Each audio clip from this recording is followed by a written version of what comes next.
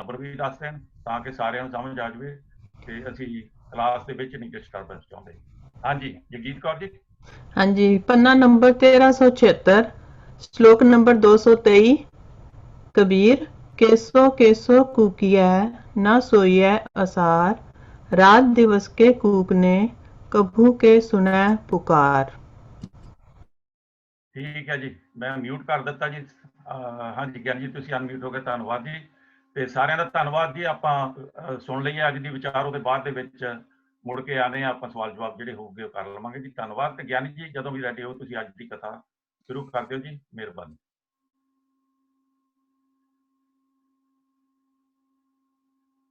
ਵਾਹਿਗੁਰੂ ਜੀ ਕਾ ਖਾਲਸਾ, ਵਾਹਿਗੁਰੂ ਜੀ ਕੀ ਫਤਿਹ ਜੀ। ਸਵਾਗਤ ਹੈ ਜੀ ਤੁਹਾਡਾ ਸਾਰੀਆਂ ਭੈਣਾਂ ਔਰ ਵੀਰਾਂ ਦਾ ਆਨਲਾਈਨ ਗੁਰਮਤਿ ਕਲਾਸ ਵਿੱਚ। ਜਿਵੇਂ ਕਿ ਆਪ ਸਾਰਿਆਂ ਨੂੰ ਪਤਾ ਹੈ, ਅਸੀਂ ਸਾਰੇ ਵੀਰ ਭੈਣਾਂ ਮਿਲ ਕੇ ਭਗਤ ਕਬੀਰ ਜੀ ਦੇ ਸ਼ਲੋਕਾਂ ਦੀ ਵਿਚਾਰ ਸਾਂਝੀ ਕਰ ਰਹੇ ਹਾਂ।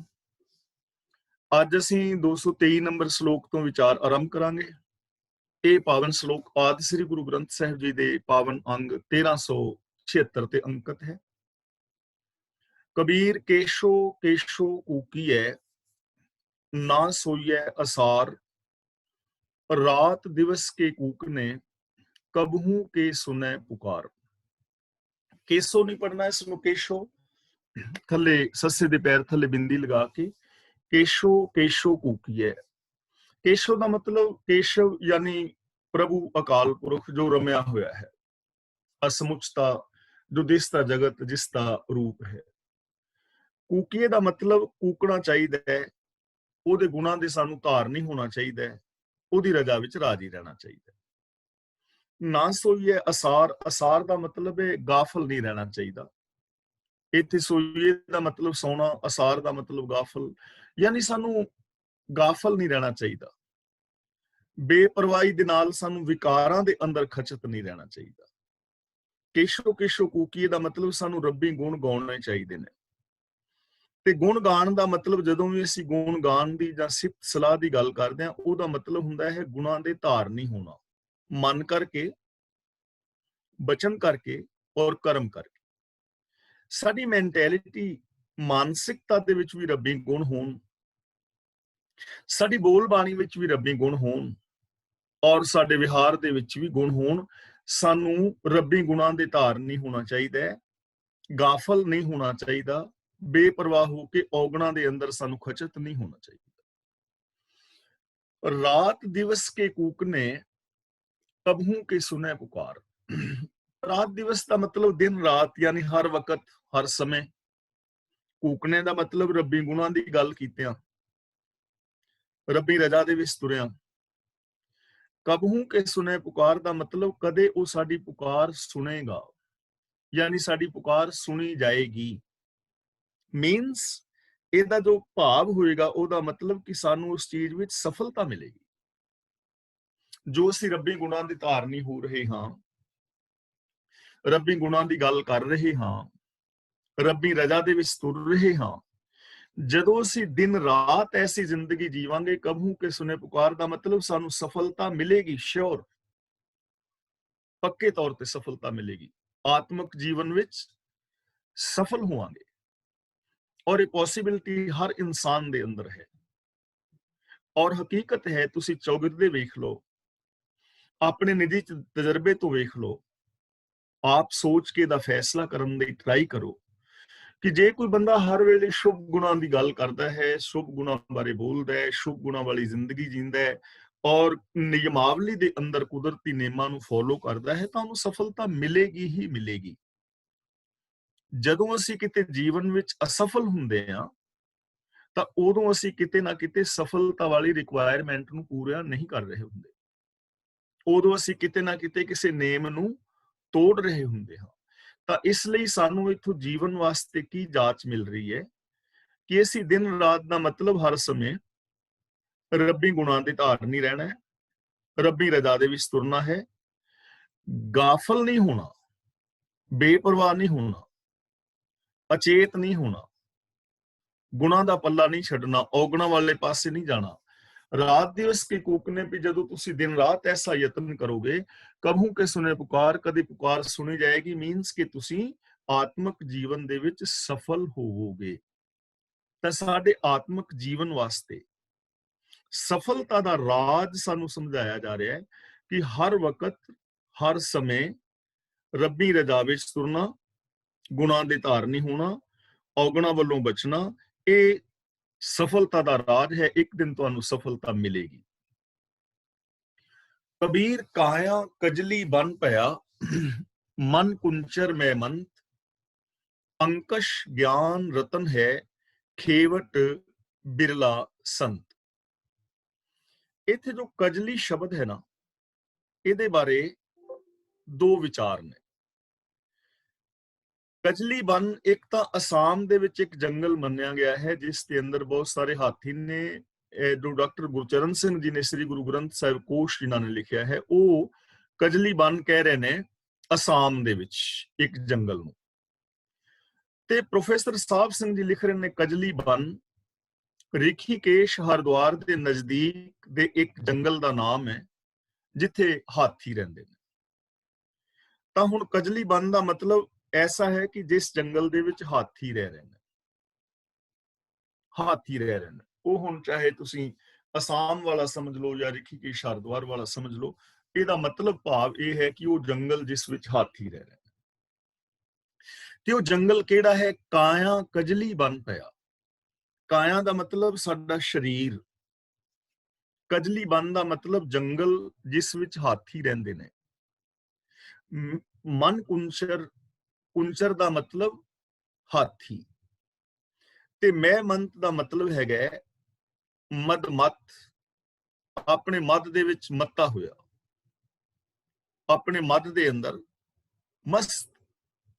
ਤਾਂ ਕਬੀਰ ਜੀ ਸਾਨੂੰ ਸਮਝਾ ਰਹੇ ਨੇ ਜਦੋਂ ਅਸੀਂ ਰੱਬੀ ਗੁਣਾਂ ਦੇ ਨਾਲੋਂ ਟੁੱਟ ਜਾਂਦੇ ਹਾਂ, ਰੱਬੀ ਗੁਣਾਂ ਨਾਲੋਂ ਟੁੱਟਣ ਕਰਕੇ ਜੋ ਬਹੁਤਾਤ ਗਿਣਤੀ ਹੈ ਮਨੁੱਖਾਂ ਦੀ, ਉਹਨਾਂ ਦਾ ਇਹ ਸਰੀਰ ਮਾਨੋ ਕਜਲੀ ਜੰਗਲ ਬਣ ਜਾਂਦਾ ਹੈ। ਤੇ ਦੇਖੋ, ਆਪਾਂ ਪਹਿਲਾਂ ਇਸ ਚੀਜ਼ ਦੀ ਵਿਚਾਰ ਕੀਤੀ ਸੀ ਕਿ ਜੰਗਲ ਵਿੱਚ ਔਰ ਬਾਗ ਵਿੱਚ ਫਰਕ ਕੀ ਹੈ। ਲੋਕ ਬਾਗਾਂ ਦੀ ਸੈਰ ਕਰਨ ਜਾਂਦੇ ਨੇ, ਪਰ ਜੰਗਲਾਂ ਤੋਂ ਲੋਕ ਡਰਦੇ ਨੇ। ਪਰ ਜੰਗਲ ਔਰ ਬਾਗ ਦੇ ਅੰਦਰ ਇੱਕ ਸਮਾਨਤਾ ਹੈ। ਜੰਗਲ ਵਿੱਚ ਵੀ ਰੁੱਖ ਨੇ, ਬਾਗ ਵਿੱਚ ਵੀ ਰੁੱਖ ਨੇ। ਜੰਗਲ ਦੇ ਰੁੱਖ ਵੀ ਛਾਂ, ਫੁੱਲ, ਫਲ, ਪੱਤੀਆਂ, ਲੱਕੜ ਦਿੰਦੇ ਨੇ, ਤੇ ਬਾਗ ਦੇ ਰੁੱਖ ਵੀ ਫੁੱਲ, ਫਲ, ਪੱਤੀਆਂ, ਛਾਂ ਤੇ ਲੱਕੜ ਆਦਿਕ ਦਿੰਦੇ ਨੇ। ਹੁਣ ਫਰਕ ਕੀ ਹੈ ਬਾਗ ਔਰ ਜੰਗਲ ਵਿੱਚ? ਬਾਗ ਦੇ ਅੰਦਰ ਤਰਤੀਬ ਹੈ, ਕਿਸੇ ਤਰਤੀਬ ਦੇ ਅੰਦਰ ਰੁੱਖ ਲਗਾਏ ਗਏ ਨੇ। ਇੱਕ ਰੁੱਖ ਨੇ ਕਿੰਨਾ ਉੱਚਾ ਲੰਬਾ ਵਧਣਾ ਹੈ, ਕਿੰਨੀ ਉਹਨੂੰ ਜਗ੍ਹਾ ਚਾਹੀਦੀ ਹੈ, ਉਨੀ ਜਗ੍ਹਾ ਛੱਡ ਕੇ ਫਿਰ ਦੂਜਾ ਰੁੱਖ ਲਗਾਇਆ ਜਾਂਦਾ ਹੈ। ਫਿਰ ਉਸ ਬਾਗ ਦੇ ਅੰਦਰ ਘਾਸ ਫੂਸ ਵਗੈਰਾ ਉਹਨੂੰ ਪੈਦਾ ਨਹੀਂ ਹੋਣ ਦਿੱਤਾ ਜਾਂਦਾ। ਸਾਫ਼ ਸਫਾਈ ਹੁੰਦੀ ਹੈ ਔਰ ਤਰਤੀਬ ਹੁੰਦੀ ਹੈ। ਜੰਗਲ ਦੇ ਵਿੱਚ ਵੀ ਰੁੱਖ ਨੇ, ਪਰ ਉੱਥੇ ਤਰਤੀਬ ਨਹੀਂ ਹੈ। ਰੁੱਖਾਂ ਦੇ ਵਿੱਚ ਰੁੱਖ ਫਸੇ ਹੋਏ ਨੇ, ਆਰ ਪਾਰ ਉੱਥੇ ਕੁਝ ਦਿਸਦਾ ਨਹੀਂ ਹੈ। ਉਸ ਬੇਤਰਤੀਬੀ ਦੇ ਕਾਰਨ ਫਿਰ ਉੱਥੇ ਕਈ ਵਾਰੀ ਚੋਰ, ਲੁਟੇਰੇ, ਡਾਕੂਆਂ ਦੇ ਲੁਕਣਗਾਹ ਬਣ ਜਾਂਦੀ ਹੈ। ਔਰ ਉੱਥੇ ਫਿਰ ਜੰਗਲੀ ਜਾਨਵਰ ਪਲਦੇ ਨੇ, ਜਿੱਥੇ ਜਾਇਆ ਬੰਦੇ ਨੂੰ ਲੁੱਟਿਆ ਵੀ ਜਾ ਸਕਦਾ ਹੈ, ਉਹਦੀ ਜਾਨ ਦਾ ਵੀ ਖਤਰਾ ਹੁੰਦਾ ਹੈ। ਇਸੇ ਤਰ੍ਹਾਂ ਸਾਡਾ ਇਹ ਸਰੀਰ ਹੈ, ਸਾਡਾ ਜੀਵਨ ਹੈ। ਚਾਹੇ ਇਹਨੂੰ ਜੰਗਲ ਬਣਾ ਲਓ ਜਾਂ ਇਹਨੂੰ ਬਾਗ ਬਣਾ ਲਓ। ਦੇਖੋ, ਜੇ ਸਿਆਣੇ ਮਾਲੀ ਨੂੰ ਤੁਸੀਂ ਜੰਗਲ ਵਿੱਚ ਵੀ ਭੇਜ ਦਿਓਗੇ ਤਾਂ ਉਹ ਰੁੱਖਾਂ ਦੀ ਕਟਾਈ ਐਸ਼ ਢੰਗ ਨਾਲ ਕਰੇਗਾ ਕਿ ਉਹਨੂੰ ਵੀ ਬਾਗ ਬਣਾ ਲਏਗਾ। ਤੇ ਜੇ ਕਿਸੇ ਮੇਰੇ ਵਰਗੇ ਮੂਰਖ ਬੰਦੇ ਨੂੰ ਤੁਸੀਂ ਲੱਖਾਂ ਚੰਗੇ ਚੰਗੇ ਰੁੱਖ ਦੇ ਦਿਓ ਤੇ ਜ਼ਮੀਨ ਦੇ ਦਿਓ, ਤੇ ਉਹ ਐਸ਼ ਢੰਗ ਦੇ ਨਾਲ ਲਗਾਏਗਾ ਕਿ ਉਹ ਬਾਗ ਦਾ ਵੀ ਜੰਗਲ ਬਣਾ ਦੇਵੇਗਾ। ਹੁਣ ਇਹ ਸਾਡੀ ਜ਼ਿੰਦਗੀ ਹੈ, ਇਹ ਸਾਡੇ ਤੇ ਡਿਪੈਂਡ ਕਰਦਾ ਹੈ ਕਿ ਅਸੀਂ ਇਹਨੂੰ ਬਾਗ ਬਣਾਉਣਾ ਹੈ ਜਾਂ ਜੰਗਲ ਬਣਾਉਣਾ। ਜੇ ਤਾਂ ਸਾਡੀ ਜ਼ਿੰਦਗੀ ਵਿੱਚ ਤਰਤੀਬ ਹੈ, ਅਸੀਂ ਰੱਬੀ ਗੁਣਾਂ ਦੇ ਧਾਰਨੀ ਹਾਂ, ਅਸੀਂ ਕਿਸੇ ਨਿਯਮਾਵਲੀ ਨੂੰ ਫੋਲੋ ਕਰ ਰਹੇ ਹਾਂ, ਜੋ 6 ਗੱਲਾਂ ਆਪਾਂ ਸਾਂਝੀਆਂ ਕੀਤੀਆਂ ਨੇ ਅਸੀਂ ਉਹਨਾਂ ਦੇ ਧਾਰਨੀ ਹਾਂ, ਤਾਂ ਫਿਰ ਇਹ ਸਾਡਾ ਸਰੀਰ ਬਾਗ ਬਣ ਜਾਏਗਾ। ਇੱਥੇ ਸੱਤ, ਸੰਤੋਖ, ਦਇਆ, ਧਰਮ, ਧੀਰਜ, ਗਿਆਨ, ਵਿਰਾਗ, ਨਿਮਾਨਤਾ, ਨਿਰਭੈਤਾ, ਨਿਰਵੈਰਤਾ, ਇਨਸਾਨੀਅਤ ਆਦਿਕ ਦੇ ਗੁਣ ਪੈਦਾ ਹੋਣਗੇ, ਤਰਤੀਬ ਹੋਏਗੀ। ਪਰ ਆਮ ਮਨੁੱਖ ਦੀ ਜ਼ਿੰਦਗੀ ਵਿੱਚ ਤਰਤੀਬ ਨਹੀਂ, ਬੇਤਰਤੀਬੀ ਜ਼ਿੰਦਗੀ ਕਰਕੇ ਇਹ ਕਾਇਆ ਜੰਗਲ ਬਣ ਗਈ। ਇੱਥੇ ਕਾਮ, ਕ੍ਰੋਧ, ਲੋਭ, ਮੋਹ, ਹੰਕਾਰ, ਆਸਾ, ਤ੍ਰਿਸ਼ਨਾ, ਚੁਗਲੀ, ਨਿੰਦਾ, ਝੂਠ, ਫਰੇਬ, ਚੋਰੀਆਂ, ਯਾਰੀਆਂ, ਬੇਈਮਾਨੀਆਂ, ਠੱਗੀਆਂ, ਪਹਿਨਾਮੀਆਂ, ਪਾਪ, ਅਪਰਾਧ, ਮੇਰ ਤੇਰ, ਭਰੂਣ ਹੱਤਿਆ, ਜਾਤੀਵਾਦ, ਦਾਜ ਦਹੇਜ, ਲੜਾਈ, ਦੰਗੇ, ਫਸਾਦ, ਇਹ ਸਭ ਕੁਝ ਬੇਤਰਤੀਬੀ ਦਾ ਰੂਪ ਹੈ। ਤਾਂ ਕਬੀਰ ਜੀ ਕਹਿੰਦੇ ਨੇ, ਰੱਬੀ ਰਜ਼ਾ ਨਾਲੋਂ ਟੁੱਟ ਕੇ ਇਹ ਜਿਹੜਾ ਸਰੀਰ ਹੈ ਇਹ ਮਾਨੋ ਕਜਲੀ ਜੰਗਲ ਬਣ ਗਿਆ ਹੈ। ਇਹਦੇ ਵਿੱਚ ਕਾਮ, ਕ੍ਰੋਧ ਆਦਿਕ ਨਾਜਾਇਜ਼ ਰੁੱਖ ਦਰਖਤ ਆਦਿਕ ਪੈਦਾ ਹੋ ਗਏ ਨੇ। ਮਨ ਕੁੰਚਰ ਮੈਂ ਮੰਤ, ਤੇ ਜਿਹੜਾ ਮਨ ਹੈ ਉਹ ਨਸ਼ੇ ਦੇ ਅੰਦਰ ਮੱਤਿਆ ਹੋਇਆ ਹਾਥੀ ਹੈ ਤੇ ਉਹ ਇਸ ਜੰਗਲ ਦੇ ਅੰਦਰ ਵਿਚਰ ਰਿਹਾ ਹੈ। ਹੁਣ ਹਾਥੀ ਜਿਹੜਾ ਹੈ ਉਹ ਵੱਡੇ ਵੱਡੇ ਰੁੱਖਾਂ ਨੂੰ ਵੀ ਤੋੜਦਾ ਹੈ। ਹਾਥੀ ਜਿਹੜਾ ਹੈ ਉਹਦੇ ਨੇੜੇ ਜਾਓਗੇ ਤੇ ਉਹ ਤੁਹਾਡੀ ਮੌਤ ਦਾ ਕਾਰਨ ਬਣ ਸਕਦਾ ਹੈ। ਮਨ ਹਾਥੀ ਬਣਿਆ ਹੋਇਆ ਹੈ। ਇਹ ਕਿਸੇ ਦੂਜੇ ਦੀਆਂ ਭਾਵਨਾਵਾਂ ਦੀ ਕਦਰ ਨਹੀਂ ਕਰਦਾ। ਆਪਣੇ ਆਪ ਨੂੰ ਇਹ ਮਹਾਨ ਵੱਡਾ ਕਹਿੰਦਾ ਹੈ, ਆਪਸ ਕੋ ਦੀਰਘ ਕਰ ਜਾਣੇ ਔਰਨ ਕੋ ਲਗਮਾਤ। ਦੂਜਿਆਂ ਨੂੰ ਲਗਮਾਤਰ ਨੀਵਾਂ ਸਮਝਦਾ ਹੈ, ਆਪਣੇ ਆਪ ਨੂੰ ਵੱਡਾ ਸਮਝਦਾ ਹੈ। ਇਹ ਮਨ ਜਿਹੜਾ ਹੈ ਹੰਕਾਰੀ ਬਣਿਆ ਹੋਇਆ।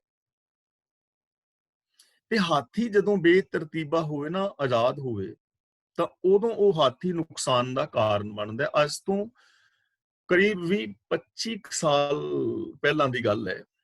ਇੱਥੇ ਚੰਡੀਗੜ੍ਹ ਦੇ ਵਿੱਚ ਕੁਛ ਬਾਬੇ ਆਏ ਸਨ ਜਿਹੜੇ ਹਾਥੀ ਦੇ ਉੱਤੇ ਮੰਗਦੇ ਨੇ। ਹਾਥੀ ਉਹਨਾਂ ਕੋਲ ਹੁੰਦਾ ਹੈ। ਉਹ ਚੰਡੀਗੜ੍ਹ ਸ਼ਹਿਰ ਦੇ ਵਿੱਚ ਜਦੋਂ ਵੜੇ ਤਾਂ ਉਹਨਾਂ ਦਾ ਹਾਥੀ ਜਿਹੜਾ ਸੀ ਉਹ ਆਪ ਮੁਹਾਰਾ ਹੋ ਗਿਆ। ਉਹਨੇ ਮਹਾਵਤ ਦਾ ਕਹਿਣਾ ਮੰਨਣਾ ਛੱਡ ਦਿੱਤਾ। ਉਹਨੇ ਬਥੇਰੇ ਕੁੰਡੇ ਕੰਡੇ ਮਾਰੇ, ਪਰ ਹਾਥੀ ਉਹਨੇ ਚੁੱਕ ਕੇ ਉਹਨੂੰ ਮਹਾਵਤ ਨੂੰ ਹੀ ਥੱਲੇ ਸੁੱਟਿਆ। ਉਹਨਾਂ ਯਤਨ ਕੀਤਾ ਪਰ ਉਹਨਾਂ ਤੋਂ ਕਾਬੂ ਨਹੀਂ। ਬਾਬੇ ਤਾਂ ਗਏ ਭੱਜ। ਤੇ ਹਾਥੀ ਹੁਣ ਸੜਕ ਦੇ ਵਿੱਚ ਖਲੋਤਾ, ਕਿਸੇ ਦਾ ਰਿਕਸ਼ਾ ਉਹ ਮਾਰਿਆ ਪਰਾਂ ਚੁੱਕ ਕੇ, 3 ਵੀਲਰ। ਤੇ ਉਹ ਪੁਲਿਸ ਵਾਲੇ ਨਜ਼ਦੀਕ ਆਏ। ਉਹਨਾਂ ਸਮਝਿਆ ਵੀ ਆਮ ਝੋਟੇ ਤਰ੍ਹਾਂ ਇਹਨੂੰ ਡੰਡੇ ਮਾਰ ਕੇ ਭਜਾ ਦੇਣਗੇ। ਜਦੋਂ ਨੇੜੇ ਹੋਏ ਤੇ ਉਹਨੇ ਇੱਕ ਹੌਲਦਾਰ ਨੂੰ ਵਲੇਟ ਕੇ ਉੱਪਰੇ ਮਾਰਿਆ, ਉਹਦੀ ਲੱਤ ਬਾਂਹ ਟੁੱਟ ਗਈ। ਫਿਰ ਅਖੀਰ ਚਿੜੀਆ ਘਰ ਵਾਲੇ ਨੂੰ ਬੁਲਾਇਆ। ਉਹਨਾਂ ਨੇ ਨਸ਼ੇ ਦਾ ਟੀਕਾ, ਜਿਵੇਂ ਵੀ ਉਹ ਬੰਦੂਕ ਆਦਿਕ ਨਾਲ ਲਾਉਂਦੇ ਨੇ, ਉਹਨੂੰ ਨਸ਼ਾ ਲਾ ਕੇ ਤੇ ਉਹਨੂੰ ਲੈ ਗਏ। ਯਾਨੀ ਹੁਣ ਹਾਥੀ ਐਵੇਂ ਨੁਕਸਾਨ ਕਰੇਗਾ। ਤੇ ਜੇ ਹਾਥੀ ਦੇ ਸਿਰ ਤੇ ਕੁੰਡਾ ਹੋਵੇ, ਮਹਾਵਤ ਦੀ ਅਨੁਸਾਰ ਉਹ ਹਾਥੀ ਚੱਲੇ, ਤਾਂ ਫਿਰ ਉਹ ਸੁੱਖ ਦਾ ਕਾਰਨ ਹੈ। ਤਾਂ ਕਬੀਰ ਜੀ ਹੁਣ ਸਾਨੂੰ ਸਮਝਾ ਰਹੇ ਨੇ ਕਿ ਜੇ ਇਹ ਸਰੀਰ ਜੀਵਨ ਨੂੰ ਅਸੀਂ ਆਪਣੇ ਨੂੰ ਜੰਗਲ ਬਣਾ ਬੈਠੇ ਹਾਂ, ਜੇ ਸਾਡਾ ਮਨ ਹੰਕਾਰੀ ਹੋ ਗਿਆ ਹੈ ਔਰ ਵਿਕਾਰਾਂ ਦੇ ਵਿੱਚ ਖਚਤ ਹੈ, ਦੂਜਿਆਂ ਦੀਆਂ ਭਾਵਨਾਵਾਂ ਦੀ ਕਦਰ ਨਹੀਂ ਕਰਦਾ, ਜਾਂ ਇਹਦੇ ਵਿੱਚ ਸੁਪਰੀਓਰਿਟੀ ਕੰਪਲੈਕਸ ਆਦਿਕ ਆ ਗਏ ਨੇ, ਜਾਂ ਪੈਰਾਨਾਇਡ ਪਰਸਨੈਲਿਟੀ ਡਿਸਆਰਡਰ ਦਾ ਸ਼ਿਕਾਰ ਹੋ ਗਿਆ ਹੈ, ਤਾਂ ਉਹਦੇ ਵਾਸਤੇ ਫਿਰ ਹੁਣ ਸਾਨੂੰ ਸਾਧਨ ਦੱਸ ਰਹੇ ਨੇ। ਅੰਕਸ ਗਿਆਨ ਰਤਨ ਹੈ। ਅੰਕਸ ਦਾ ਮਤਲਬ ਲੋਹੇ ਦਾ ਉਹ ਕੁੰਡਾ ਜਿਹਦੇ ਨਾਲ ਹਾਥੀ ਨੂੰ ਚਲਾਇਆ ਜਾਂਦਾ ਹੈ। ਰਤਨ ਦਾ ਮਤਲਬ ਕੀਮਤੀ। ਗਿਆਨ ਦਾ ਮਤਲਬ ਗਿਆਨ। ਖੇਵਟ ਬਿਰਲਾ ਸੰਤ। ਇੱਥੇ ਸੰਤ ਦਾ ਮਤਲਬ ਹੈਗਾ ਮਲਾ, ਚਲਾਉਣ ਵਾਲਾ। ਸੰਤ ਦਾ ਮਤਲਬ ਸ਼ਾਂਤ। ਜਿਵੇਂ ਆਪਾਂ ਸੰਤ ਸ਼ਬਦ ਦੇ 4-5 ਅਰਥ ਮੈਂ ਆਪ ਨਾਲ ਸਾਂਝੇ ਕੀਤੇ ਸਨ, ਮੈਂ ਦੁਬਾਰਾ ਥੋੜਾ ਜਿਹਾ ਰਿਪੀਟ ਕਰ ਦਿਆਂ ਜਿਸ ਕਰਕੇ ਇੱਥੇ ਜੋ ਭੁਲੇਖਾ ਪੈਂਦਾ ਹੈ ਉਹ ਨਾ ਪਵੇ। ਸੰਤ ਸ਼ਬਦ ਰੱਬ ਵਾਸਤੇ ਵੀ ਵਰਤਿਆ ਹੈ। ਜਿਵੇਂ ਭਾਗ ਹੁਆ ਗੁਰ ਸੰਤ ਮਿਲਾਇਆ, ਇੱਥੇ ਸੰਤ ਦਾ ਮਤਲਬ ਰੱਬ। ਸੁਖਮਨੀ ਸਾਹਿਬ ਵਿੱਚ ਜੋ ਸ਼ਬਦ ਹੈ, ਸੰਤ ਸਰਨ ਜੋ ਜਨ ਪਰੈ ਸੋ ਜਨ ਉਧਰਨਹਾਰ, ਉੱਥੇ ਸੰਤ ਦਾ ਮਤਲਬ ਹੈ ਗੁਰੂ। ਜੋ ਗੁਰੂ ਦੇ ਚਰਨਾਂ ਦੀ ਸ਼ਰਨ ਵਿੱਚ ਪੈਂਦਾ ਹੈ, ਗੁਰੂ ਗਿਆਨ ਮੁਤਾਬਕ ਜ਼ਿੰਦਗੀ ਜਿੰਦਾ ਹੈ। ਤੀਜਾ ਸੰਤ ਸ਼ਬਦ ਸੀ ਅੰਮ੍ਰਿਤ ਦ੍ਰਿਸ਼ਟ ਪੇਖੈ ਹੋਏ ਸੰਤ। ਇੱਥੇ ਸੰਤ ਦਾ ਮਤਲਬ ਹੈ ਸ਼ਾਂਤ। ਕਿ ਜਦੋਂ ਗੁਰੂ ਅੰਮ੍ਰਿਤਮਈ ਨਜ਼ਰ ਨਾਲ ਦੇਖਦਾ ਹੈ, ਭਾਵ ਗਿਆਨ ਦੀ ਦਾਤ ਦਿੰਦਾ ਹੈ, ਤਾਂ ਬੰਦਾ ਸ਼ਾਂਤ ਹੋ ਜਾਂਦਾ ਹੈ। ਉਹਦੇ ਵਿਕਾਰਾਂ ਦੀ ਅੰਦਰਲੀ ਅੱਗ ਜਿਹੜੀ ਹੈ ਉਹ ਬੁਝ ਜਾਂਦੀ ਹੈ। ਤੇ ਸੰਤ ਸ਼ਬਦ ਦਾ ਚੌਥਾ ਅਰਥ ਹੈ ਪਿਆਰਾ ਜਾਂ ਦਾਸ। ਜਿਵੇਂ ਸੰਤ ਪ੍ਰਹਿਲਾਦ ਕੀ ਪੈਜ ਜਿਨ ਰਾਖੀ, ਇੱਥੇ ਸੰਤ ਦਾ ਮਤਲਬ ਦਾਸ ਜਾਂ ਪਿਆਰਾ। ਤੇ ਪੰਜਵਾਂ ਅਰਥ ਸੰਤ ਸ਼ਬਦ ਦਾ ਹੈ ਸਤਸੰਗਤ। ਸੰਤ ਸੰਗ ਹਰ ਮਨ ਬਸੈ। ਤਾਂ ਇੱਥੇ ਹੁਣ ਇਸ ਹਾਥੀ ਨੂੰ ਕਾਬੂ ਵਿੱਚ ਰੱਖਣ ਲਈ ਗੁਰੂ ਦਾ ਸ੍ਰੇਸ਼ਟ ਗਿਆਨ ਹੀ ਕੁੰਡਾ ਬਣ ਸਕਦਾ ਹੈ। ਤੇ ਕੋਈ ਭਾਗਾਂ ਵਾਲਾ ਗੁਰਮੁਖ ਹੈ ਜੋ ਉਸ ਕੁੰਡੇ ਨੂੰ ਵਰਤ ਕੇ ਇਸ ਹਾਥੀ ਨੂੰ ਚਲਾਉਣ ਜੋਗਾ ਬਣ ਜਾਂਦਾ ਹੈ।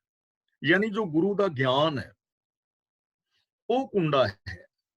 ਉਸ ਗਿਆਨ ਮੁਤਾਬਕ ਜ਼ਿੰਦਗੀ ਜੀਣੀ ਹੈ, ਮਨ ਨੂੰ ਉਸ ਗਿਆਨ ਮੁਤਾਬਕ ਚਲਾਣਾ ਹੈ। ਜਿਵੇਂ ਗੁਰਬਾਣੀ ਵਿੱਚ ਸਾਨੂੰ ਥਾਂ ਪਰ ਥਾਂ ਸਮਝਾਇਆ ਨਾ, ਅਕਲੀ ਸਾਹਿਬ ਸੇਵੀਏ, ਅਕਲੀ ਕੀਚੇ ਦਾਨ, ਅਕਲੀ ਪੜ੍ਹ ਕੇ ਬੁੱਝੀਏ, ਅਕਲੀ ਪਾਈਏ ਮਾਨ। ਅਕਲ ਦੀ ਵਰਤੋਂ ਕਰਨੀ ਹੈ, ਗਿਆਨ ਦੀ ਵਰਤੋਂ ਕਰਨੀ ਹੈ। ਦੀਜੇ ਬੁੱਧ ਵਿਵੇਕਾ ਵਾਲੀ ਗੱਲ ਹੈ, ਕਾਮਨ ਸੈਂਸ ਪ੍ਰਾਪਤ ਹੋ ਜਾਏ, ਗਿਆਨ ਗੁਰੂ ਦੀ ਅਗਵਾਈ ਵਿੱਚ ਚੱਲੇ। ਤੇ ਜੇ ਅਸੀਂ ਗਿਆਨ ਦੀ ਵਰਤੋਂ ਨਹੀਂ ਕਰਾਂਗੇ, ਗਿਆਨ ਦੀ ਵਰਤੋਂ ਗਲਤ ਕਰਾਂਗੇ, ਤਾਂ ਪ੍ਰੋਬਲਮ ਕ੍ਰੀਏਟ ਹੋ ਜਾਏਗੀ। ਹੁਣ ਕਈ ਲੋਕ ਕਿਵੇਂ ਨੇ, ਮੈਂ ਆਪ ਨੂੰ ਇੱਕ ਪਿੱਛੇ ਖਾਸੇ ਦੇ ਵਿੱਚ ਗੱਲ ਸੁਣਾਈ ਸੀ ਕਿ ਕਿਸੇ ਰਾਜੇ ਦਾ ਦਿਮਾਗ ਖਰਾਬ ਹੋ ਗਿਆ, ਤੇ ਰਾਜਾ ਬੜਾ ਚੰਗਾ ਸੀ, ਤੇ ਉਹਨਾਂ ਨੇ ਵਜ਼ੀਰਾਂ ਨੇ ਸੋਚਿਆ ਵੀ ਚਲੋ ਰਾਜੇ ਦਾ ਦਿਮਾਗ ਬਦਲ ਦਿੰਨੇ ਆ। ਇਹ ਸਿਰਫ ਕਹਾਣੀ ਹੈ, ਇੱਕ ਸਚਾਈ ਨਹੀਂ ਹੈ। ਤੇ ਉਹਨਾਂ ਨੇ ਸੋਚਿਆ ਯਾਰ ਦਿਮਾਗ ਤੇ ਬਦਲ ਦਿਆਂਗੇ, ਪ੍ਰਜਾ ਵਾਸਤੇ ਹੈ ਵੀ ਠੀਕ, ਪਰ ਦਿਮਾਗ ਵੇਚੇਗਾ ਕੌਣ? ਜਿਹੜਾ ਦਿਮਾਗ ਦੇਵੇਗਾ ਉਹਦੀ ਤਾਂ ਮੌਤ ਹੋ ਸਕਦੀ ਹੈ। ਕਹਿੰਦੇ ਚਲੋ ਟਰਾਈ ਕਰ ਲੈਂਦੇ। ਅਨਾਉਂਸ ਕੀਤੀ, 3 ਬੰਦੇ ਦਿਮਾਗ ਵੇਚਣ ਵਾਲੇ ਆ ਗਏ। ਪਹਿਲੇ ਤੋਂ ਪੁੱਛਿਆ, ਹਾਂ ਵੀ ਕਿੰਨੇ ਪੈਸੇ ਲੈਂਗਾ ਦਿਮਾਗ ਦੇ? ਕਹਿੰਦਾ ਯਾਰ ਲੋੜ ਹੈ, ਇਸ ਕਰਕੇ ਦਿਮਾਗ ਵੇਚ ਦਿਆਂਗਾ, ਮੇਰੀ ਬੇਸ਼ੱਕ ਮੌਤ ਵੀ ਹੋ ਜਾਏ, ਬੱਚਿਆਂ ਨੂੰ ਚਾਹੀਦੇ ਨੇ, 25,000 ਰੁਪਇਆ ਲੈ ਲਵਾਂ। ਪੁੱਛਿਆ ਵੀ ਕੰਮ ਕੀ ਕਰਦਾ? ਕਹਿੰਦਾ ਮੈਂ ਬਹੁਤ ਵੱਡਾ ਸਾਇੰਟਿਸਟ ਹਾਂ, ਮੈਂ ਬਹੁਤ ਵੱਡੀਆਂ ਖੋਜਾਂ ਕੀਤੀਆਂ ਨੇ, ਮੈਂ ਐਸੀ ਦੂਰਬੀਨ ਬਣਾਈ ਹੈ ਜੋ ਕਈ ਮਿਲੀਅਨ ਟ੍ਰਿਲੀਅਨ ਲਾਈਟ ਈਅਰ ਤੱਕ ਇਸ ਬ੍ਰਹਿਮੰਡ ਨੂੰ ਵੇਖ ਸਕਦੀ, ਮੈਂ ਬਹੁਤ ਖੋਜਾਂ ਕੀਤੀਆਂ। ਦੂਜੇ ਤੋਂ ਪੁੱਛਿਆ ਵੀ ਤੂੰ ਕਿੰਨੇ ਲਵੇਂਗਾ? ਕਹਿਣ ਲੱਗਾ ਮੈਂ ਲਵਾਂਗਾ ਜੀ 50,000। ਕਹਿਣ ਲੱਗਾ ਕੰਮ ਕੀ ਕਰਦਾ? ਮੈਂ ਕਹਿਣ ਲੱਗਾ ਮੈਂ ਬਹੁਤ ਵੱਡਾ ਇੰਜੀਨੀਅਰ ਹਾਂ, ਮੇਰੇ ਕੋਲ ਬਹੁਤ ਵੱਡੀਆਂ ਟੈਕਨੀਕਸ ਨੇ, ਮੈਂ ਰੇਤੇ ਦੇ ਉੱਤੇ ਵੀ ਮਕਾਨ ਬਣਾ ਦਿਆਂ ਤੇ ਮੇਰੇ ਕੋਲ ਐਸੀ ਟੈਕਨੀਕਸ ਨੇ ਕਿ ਉਹ ਡਿੱਗੇਗਾ ਨਹੀਂ। 50,000 ਰੁਪਏ। ਤੀਜਾ ਸੀ ਕੋਈ ਮੇਰੇ ਵਰਗਾ, ਹਾਂਜੀ ਭਾਈ ਜੀ ਮੋਹਰ ਸਿੰਘ ਜੀ ਤੁਸੀਂ ਕਿੰਨੇ ਲਓ? ਕਹਿੰਦਾ ਜੀ ਮੈਂ ਲਵਾਂਗਾ 10 ਲੱਖ ਰੁਪਏ। ਉਹਨਾਂ ਨੇ ਸਮਝਿਆ ਵੀ ਤਾਂ ਬਹੁਤ ਤਗੜੀ ਕੋਈ ਸ਼ੈ ਹੋਣੀ। ਕਹਿਣ ਲੱਗਾ ਕੰਮ ਕੀ ਕਰਨਾ ਹੈ? ਕੋਈ ਖੋਜ ਕੀਤੀ? ਕਹਿੰਦਾ ਵੀ ਖੋਜ ਖਾਜ ਦਾ ਤੇ ਮੈਨੂੰ ਪਤਾ ਨਹੀਂ, ਖੋਜ ਮੈਂ ਇੰਨੀ ਕਰਨਾ ਵੀ ਕਿਤੇ ਲੰਗਰ ਪਾਣੀ ਨੇੜੇ ਲੱਗਾ ਹੋਵੇ, ਲੰਗਰ ਪਾਣੀ ਛਕ ਹੀ ਦੇ ਤੇ ਸੌਂ ਜਾਈਦਾ। ਕਹਿਣ ਲੱਗਾ ਕਮਲਿਆ, ਇਹ ਐਡਾ ਵੱਡਾ ਸਾਇੰਟਿਸਟ ਹੈ 25,000 ਮੰਗਦਾ ਪਿਆ, ਐਡਾ ਵੱਡਾ ਇੰਜੀਨੀਅਰ 50,000 ਮੰਗਦਾ ਹੈ, ਕੰਮ ਤੂੰ ਕੋਈ ਕੀਤਾ ਨਹੀਂ, ਖੋਜ ਤੂੰ ਕੀਤੀ ਨਹੀਂ, 10 ਲੱਖ ਕਾਹਦੇ? ਕਹਿਣ ਲੱਗਾ 10 ਲੱਖ ਮੈਂ ਇਸ ਚੀਜ਼ ਦੇ ਮੰਗ ਰਿਹਾ ਵੀ ਇਹਨਾਂ ਲੋਕਾਂ ਨੇ ਆਪਣਾ ਦਿਮਾਗ ਵਰਤਿਆ ਹੈ, ਮੈਨੂੰ ਰੱਬ ਨੇ ਜਿਵੇਂ ਦਿੱਤਾ ਸੀ ਮੈਂ ਸੀਲ ਬੰਦ ਰੱਖਿਆ, ਨਵਾਂ ਨਕੋਰ, ਇਸ ਕਰਕੇ ਪੈਸੇ ਪੂਰੇ ਲਵਾਂਗਾ ਨਾ। ਹੁਣ ਜਦੋਂ ਨਵਾਂ ਨਕੋਰ ਜਿਹੜੇ ਬੰਦੇ ਰੱਖਣਗੇ ਦਿਮਾਗ, ਫਿਰ ਬਾਤ ਨਹੀਂ ਨਾ ਬਣੇਗੀ। ਇਸ ਲਈ ਗਿਆਨ ਦੀ ਸਹੀ ਵਰਤੋਂ ਕਰਨੀ। ਦੇਖੋ ਮਨ ਔਰ ਬੁੱਧ ਨੂੰ ਥੋੜਾ ਜਿਹਾ ਸਮਝ ਲੈਣਾ। ਮਨ ਕੀ ਹੈ? ਸਾਡੇ ਦਿਮਾਗ ਦੀ ਇੱਕ ਐਕਟੀਵਿਟੀ ਦਾ ਨਾਮ ਹੈ, ਜਿੱਥੋਂ ਸਾਡੇ ਸੰਕਲਪ ਔਰ ਵਿਕਲਪ ਪੈਦਾ ਹੁੰਦੇ ਨੇ। ਦਿਮਾਗ ਦੀ ਉਸ ਐਕਟੀਵਿਟੀ ਨੂੰ ਮਨ ਕਹਿੰਦੇ ਨੇ। ਤੇ ਮਨ ਦੇ ਜਿਹੜੇ ਵਿਚਾਰ ਨੇ, ਉਹ ਕਿਹੜਾ ਵਿਚਾਰ ਠੀਕ ਹੈ ਔਰ ਕਿਹੜਾ ਗਲਤ ਹੈ, ਜੋ ਇਹ ਚੀਜ਼ ਦਾ ਨਿਰਣਾ ਕਰਦੀ ਹੈ ਮਨ, ਦਿਮਾਗ ਦੀ ਉਸ ਐਕਟੀਵਿਟੀ ਨੂੰ ਬੁੱਧੀ ਕਹਿੰਦੇ ਨੇ। ਤਾਂ ਮਨ ਦੇ ਅੰਦਰ ਪੈਦਾ ਹੋਏ ਹਰ ਵਿਚਾਰ ਨੂੰ ਉਸੇ ਤਰ੍ਹਾਂ ਲਾਗੂ ਨਹੀਂ ਕਰਨਾ। ਸਗੋਂ ਸਿੱਖਾਂ ਦਾ ਮਨ ਨੀਵਾਂ ਮਤ ਉੱਚੀ ਦਾ ਮਤਲਬ ਹੀ ਇਹ ਹੈ ਕਿ ਮਨ ਨੂੰ ਮਤ ਦੇ ਅਧੀਨ ਰੱਖਣਾ ਹੈ, ਉਹਨਾਂ ਵਿਚਾਰਾਂ ਦਾ ਫੈਸਲਾ ਸਹੀ ਗਿਆਨ ਦੇ ਨਾਲ ਲੈਣਾ। ਤਾਂ ਅੰਕਸ਼ ਗਿਆਨ ਰਤਨ ਹੈ, ਗੁਰੂ ਦਾ ਜਿਹੜਾ ਗਿਆਨ ਹੈ ਉਹ ਕੀਮਤੀ ਰਤਨ ਹੈ, ਉਹ ਕੁੰਡਾ ਹੈ। ਖੇਵਟ ਬਿਰਲਾ ਸੰਤ, ਸੰਤ ਦਾ ਮਤਲਬ ਭਲਾ ਪੁਰਸ਼। ਕੋਈ ਵਿਰਲਾ ਇਨਸਾਨ ਜੋ ਸ਼ਾਂਤ ਹੋ ਗਿਆ ਹੈ ਵਿਕਾਰਾਂ ਵੱਲੋਂ, ਉਹ ਜਿਹੜਾ ਹੈ ਵਿਰਲਾ ਹੈ ਜਿਹੜਾ ਇਸ ਗਿਆਨ ਦੇ ਕੁੰਡੇ ਮੁਤਾਬਕ ਜ਼ਿੰਦਗੀ ਜੀਂਦਾ ਹੈ, ਤੇ ਉਹ ਬੰਦਾ ਫਿਰ ਸ਼ਾਂਤ ਹੋ ਜਾਂਦਾ, ਉਹਦੀ ਜ਼ਿੰਦਗੀ ਵਿੱਚ ਸਫਲਤਾ ਆ ਜਾਂਦੀ। ਤਾਂ ਇੱਥੇ ਸਾਨੂੰ ਜੀਣ ਵਾਸਤੇ ਕੀ ਮਿਲ ਰਿਹਾ ਹੈ, ਮੈਂ ਦੁਹਰਾ ਦਿਆਂ ਕਿ ਜਦੋਂ ਅਸੀਂ ਸੱਚ ਨਾਲੋਂ ਟੁੱਟ ਜਾਂਦੇ ਹਾਂ, ਸਾਡੇ ਜੀਵਨ ਦੀ ਕੋਈ ਤਰਤੀਬ ਨਹੀਂ ਰਹਿੰਦੀ, ਅਸੀਂ ਕਿਸੇ ਨਿਯਮ ਨਿਯਮਾਵਲੀ ਦੀ ਪਾਲਣਾ ਨਹੀਂ ਕਰਦੇ, ਉਦੋਂ ਸਾਡਾ ਇਹ ਸਰੀਰ ਹੀ ਜੰਗਲ ਬਣ ਜਾਂਦਾ ਹੈ ਬੇਤਰਤੀਬੀ ਦੇ ਕਾਰਨ। ਇਹਦੇ ਵਿੱਚ ਕਾਮ ਕ੍ਰੋਧ ਆਦਿਕ ਅਨੇਕਾਂ ਪਾਪ ਵਿਕਾਰ ਪੈਦਾ ਹੋ ਜਾਂਦੇ ਨੇ। ਜਿਹੜਾ ਮਨ ਹੈ ਆਪ ਖੁਦਰਾਪਨ ਕਰਦਾ, ਹਾਥੀ ਦੀ ਤਰ੍ਹਾਂ ਵਿਚਰਦਾ ਹੈ, ਜੋ ਲੋਕਾਂ ਦੀਆਂ ਭਾਵਨਾਵਾਂ ਦਾ ਵੀ ਕਤਲ ਕਰਦਾ ਹੈ। ਉਸ ਚੀਜ਼ ਨੂੰ ਠੀਕ ਕਰਨ ਵਾਸਤੇ, ਮਨ ਨੂੰ ਕੰਟਰੋਲ ਕਰਨ ਲਈ ਗੁਰੂ ਦਾ ਗਿਆਨ ਇੱਕ ਬਹੁਤ ਕੀਮਤੀ ਰਤਨ ਹੈ। ਉਸ ਗਿਆਨ ਦੀ ਵਰਤੋਂ ਕਰਨ ਦੀ ਜ਼ਰੂਰਤ ਹੈ। ਗੁਰੂ ਗਿਆਨ ਮੁਤਾਬਕ ਜ਼ਿੰਦਗੀ ਜੀਣ ਦੀ ਲੋੜ ਹੈ। ਤੇ ਕੁਝ ਵਿਰਲੇ ਲੋਕ ਨੇ ਜੋ ਗੁਰੂ ਗਿਆਨ ਮੁਤਾਬਕ ਜ਼ਿੰਦਗੀ ਜੀਂਦੇ ਨੇ, ਤੇ ਜਦੋਂ ਗੁਰੂ ਗਿਆਨ ਮੁਤਾਬਕ ਜ਼ਿੰਦਗੀ ਜੀਂਦੇ ਹਨ, ਉਹ ਸ਼ਾਂਤ ਹੁੰਦੇ ਨੇ, ਉਹ ਆਤਮਿਕ ਜੀਵਨ ਵਿੱਚ ਤਰੱਕੀ ਕਰਦੇ ਨੇ, ਉਹਨਾਂ ਦੇ ਜੀਵਨ ਦੇ ਅੰਦਰ ਖੁਸ਼ੀਆਂ, ਖੇੜੇ, ਆਨੰਦ, ਪ੍ਰਸੰਨਤਾ ਪੈਦਾ ਹੁੰਦੀ ਹੈ, ਇਨਸਾਨੀਅਤ ਪੈਦਾ ਹੁੰਦੀ ਹੈ। ਇਸ ਲਈ ਅਸੀਂ ਗੁਰੂ ਗਿਆਨ ਮੁਤਾਬਕ ਜ਼ਿੰਦਗੀ ਜੀ ਕੇ ਆਪਣੇ ਜੀਵਨ ਨੂੰ ਸਹੀ ਕਰ ਸਕਦੇ ਹਾਂ। ਜੇ ਜੀਵਨ ਦੇ ਅੰਦਰ ਕਿਤੇ ਨੈਗੇਟਿਵਿਟੀ ਹੈ, ਕਿਤੇ ਇਨਫੀਰੀਓਰਿਟੀ ਕੰਪਲੈਕਸ ਹੈ, ਕਿਤੇ ਜਾਣ ਬੁੱਝ ਕੇ ਜਾਂ ਅਣਜਾਣਪੁਣੇ ਵਿੱਚ ਅਸੀਂ ਆਪਣੇ ਜੀਵਨ ਨੂੰ ਬੇਤਰਤੀਬਾ ਬਣਾ ਚੁੱਕੇ ਹਾਂ, ਜਾਂ ਸਾਡੇ ਅੰਦਰ ਈਗੋ, ਹੰਕਾਰ ਵਗੈਰਾ ਆ ਗਿਆ ਹੈ, ਤਾਂ ਮਨ ਨੂੰ ਕੰਟਰੋਲ ਕੀਤਾ ਜਾ ਸਕਦਾ ਹੈ। ਇਹ ਪੋਸੀਬਿਲਿਟੀ ਹਰ ਇਨਸਾਨ ਦੇ ਅੰਦਰ ਹੈ। ਜ਼ਰੂਰਤ ਕੇਵਲ ਗੁਰੂ ਗਿਆਨ ਦੀ ਵਰਤੋਂ ਕਰਨ ਦੀ। ਕਬੀਰ ਰਾਮ ਰਤਨ ਮੁਖ ਕੋਥਰੀ, ਪਾਰਖ ਆਗੇ ਖੋਲ, ਕੋਈ ਆਏ ਮਿਲੇ ਗੋ ਗਾਹਕੀ, ਲੈ ਗੋ ਮਹਿੰਗੇ ਮੋਲ। ਇਹ ਮਹਿੰਗੇ ਲਿਖਿਆ ਹੋਇਆ ਹੈ, ਮਹਿੰਗੇ ਪੜਨਾ ਹੈ, ਬਿੰਦੀ ਲਗਾ ਕੇ, ਮਹਿੰਗੇ ਮੋਲ। ਰਾਮ ਰਤਨ ਮੁਖ ਕੋਥਰੀ, ਕੋਥਰੀ ਦਾ ਮਤਲਬ ਹੈਗਾ ਬਟੂਆ, ਗੁੱਥੀ, ਜਿਹਨੂੰ ਅਸੀਂ ਗੁਥਲੀ ਵੀ ਕਹਿ ਦਿੰਦੇ ਆ ਕਿ ਫਲਾਂ ਬੰਦਾ ਗੁਣਾਂ ਦੀ ਗੁਥਲੀ ਹੈ। ਅਸੀਂ ਨਿੱਕੇ ਨਿੱਕੇ ਹੁੰਦੇ ਸਾਂ ਤੇ ਤੁਸੀਂ ਸਾਰੇ ਹੀ ਬਾਂਟੇ ਖੇਡਦੇ ਰਹੇ ਹੋਗੇ, ਤੇ ਕੱਪੜਿਆਂ ਦੀਆਂ ਨਿੱਕੀਆਂ ਦੀਆਂ ਗੁਥਲੀਆਂ ਬਣਾਈਆਂ ਹੁੰਦੀਆਂ ਸਨ, ਉਹਦੇ ਵਿੱਚ ਬਾਂਟੇ ਪਾਏ ਹੁੰਦੇ ਸਨ। ਜਿਹਦੇ ਕੋਲ ਹੀਰੇ ਜਵਾਹਰਾਤ ਨੇ, ਉਹਨੇ ਗੁਥਲੀ ਦੇ ਅੰਦਰ ਹੀਰੇ ਜਵਾਹਰਾਤ ਪਾਏ ਹੁੰਦੇ ਸਨ। ਕੋਥਰੀ ਦਾ ਮਤਲਬ ਗੁਥਲੀ ਜਾਂ ਬਟੂਆ ਆਦਿਕ। ਪਾਰਖ ਦਾ ਮਤਲਬ ਪਰਖ ਕਰਨ ਵਾਲਾ, ਕਦਰ ਕੀਮਤ ਜਾਣਨ ਵਾਲਾ।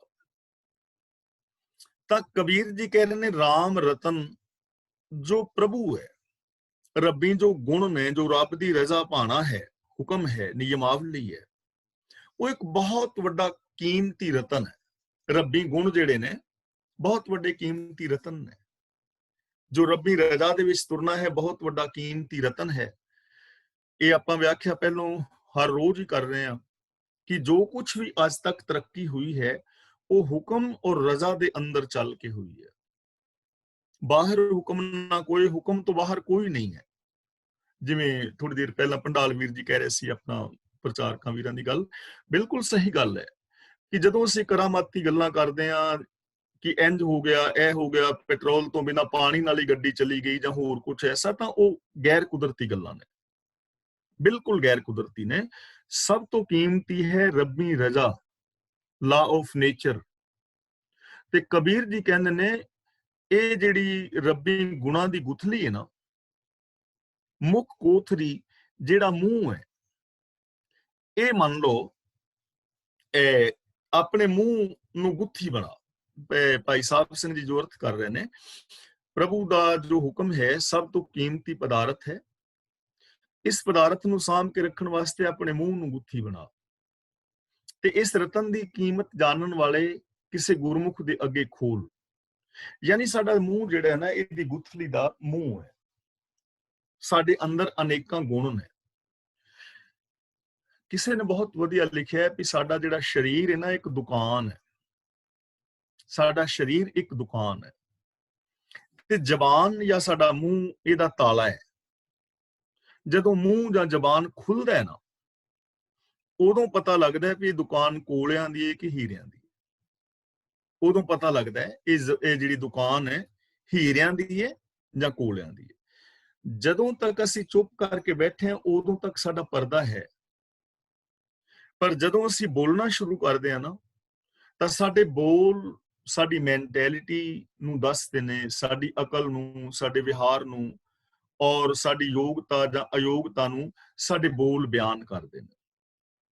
ਸਾਡੇ ਬੋਲ ਸਾਡੀਆਂ ਦੂਰੀਆਂ ਔਰ ਨੇੜਤਾ ਦਾ ਕਾਰਨ ਬਣਦੇ ਨੇ। ਤੂੰ ਪ੍ਰੀਤ ਗਈ ਬੁਰ ਬੋਲ, ਬੁਰੇ ਬੋਲ ਬੋਲਿਆ ਪ੍ਰੀਤ ਟੁੱਟ ਜਾਂਦੀ ਹੈ। ਗੰਢ ਪ੍ਰੀਤੀ ਮਿੱਠੇ ਬੋਲ, ਚੰਗੇ ਬੋਲ ਬੋਲਣ ਦੇ ਨਾਲ ਪ੍ਰੀਤ ਗੰਢੀ ਜਾ ਸਕਦੀ ਹੈ। ਤਾਂ ਕਬੀਰ ਜੀ ਕਹਿੰਦੇ ਨੇ ਪ੍ਰਭੂ ਦਾ ਜੋ ਹੁਕਮ ਹੈ, ਰੱਬੀ ਜੋ ਗੁਣ ਨੇ, ਇਹ ਬੜੇ ਕੀਮਤੀ ਰਤਨ ਨੇ। ਇਹਨਾਂ ਨੂੰ ਸੰਭਾਲ ਕੇ ਰੱਖ ਔਰ ਆਪਣੇ ਮੂੰਹ ਨੂੰ ਗੁੱਥਲੀ ਬਣਾ, ਭਾਵ ਕਿ ਜ਼ਬਾਨ ਰਾਹੀਂ ਇਹਨਾਂ ਗੁਣਾਂ ਦੀ ਗੱਲ ਕਰ। ਪਾਰਖ ਆਗੇ ਖੋਲ, ਜਿਹੜਾ ਕੋਈ ਪਾਰਖੂ ਹੈ ਨਾ, ਜੋ ਗੁਣਾਂ ਦੀ ਸਾਂਝ ਪਾਣਾ ਚਾਹੁੰਦਾ ਹੈ, ਉਹਦੇ ਅੱਗੇ ਇਹਨਾਂ ਚੀਜ਼ਾਂ ਨੂੰ ਖੋਲ, ਉਹਦੇ ਅੱਗੇ ਇਹਨਾਂ ਚੀਜ਼ਾਂ ਨੂੰ ਬਿਆਨ ਕਰ। ਯਾਨੀ ਬੰਦ ਨਾ ਰੱਖ, ਸਗੋਂ ਸਾਂਝ ਕਰੀ ਜਾਏ ਗੁਨਾਹ ਕੇਰੀ, ਛੋੜ ਅਵਗੁਣ ਚੱਲੀਏ। ਜਿੱਥੇ ਵੀ ਆਪਣੀ ਜ਼ਬਾਨ ਨੂੰ ਖੋਲਣੇ, ਤੇਰੀ ਜ਼ਬਾਨ ਦੇ ਵਿੱਚੋਂ ਗੁਣ ਨਿਕਲਣ। ਗੁਣਾਂ ਵਾਲੇ ਬੋਲ, ਪੋਜ਼ਿਟਿਵ ਬੋਲ, ਸਕਾਰਾਤਮਕ ਬੋਲ, ਲੋਕ ਭਲਾਈ ਦੇ ਬੋਲ, ਵਿਗਾਸਤਾ ਦੇ ਬੋਲ, ਵਿਕਾਸਤਾ ਦੇ ਬੋਲ, ਵਿਸ਼ਵ ਸ਼ਾਂਤੀ ਦੇ ਬੋਲ, ਇਨਸਾਨੀਅਤ ਵਾਲੇ ਬੋਲ। ਤੇ ਜਦੋਂ ਖੋਲੇਗਾ ਨਾ, ਕੋਈ ਆਏ ਮਿਲੇ ਗੋ ਗਾਹਕੀ। ਗਾਹਕੀ ਦਾ ਮਤਲਬ ਇਹਨਾਂ ਨੂੰ ਵਿਹਾਦਣ ਵਾਲਾ, ਖਰੀਦਣ ਵਾਲਾ। ਲੇਗੋ ਦਾ ਮਤਲਬ ਲੈ ਲਵੇਗਾ। ਮਹਿੰਗੇ ਮੋਲ ਦਾ ਮਤਲਬ ਤਗੜੀ ਕੀਮਤ ਦੇ ਕੇ। ਹੁਣ ਇਹ ਚੀਜ਼ ਸਮਝਣ ਵਾਲੀ ਹੈ ਕਿ ਕੋਈ ਗਾਹਕ ਤੈਨੂੰ ਆ ਮਿਲੇਗਾ ਔਰ ਤਗੜੀ ਕੀਮਤ ਦੇ ਕੇ ਇਹਨਾਂ ਗੁਣਾਂ ਨੂੰ ਉਹ ਖਰੀਦ ਲਵੇਗਾ। ਇਹ ਚੀਜ਼ ਸਮਝਣ ਵਾਲੀ ਹੈ ਕਿ ਜਦੋਂ ਵੀ ਅਸੀਂ ਗੁਣਾਂ ਨੂੰ ਖਰੀਦਣਾ ਚਾਹੁੰਦੇ ਹਾਂ ਨਾ, ਦੇਖੋ ਕੀ ਪਸ਼ੂ, ਕੀ ਮਨੁੱਖ, ਜੀਵ ਜੰਤ ਆਪਣੀ ਆਜ਼ਾਦੀ ਨਹੀਂ ਖੋਣਾ ਚਾਹੁੰਦੇ।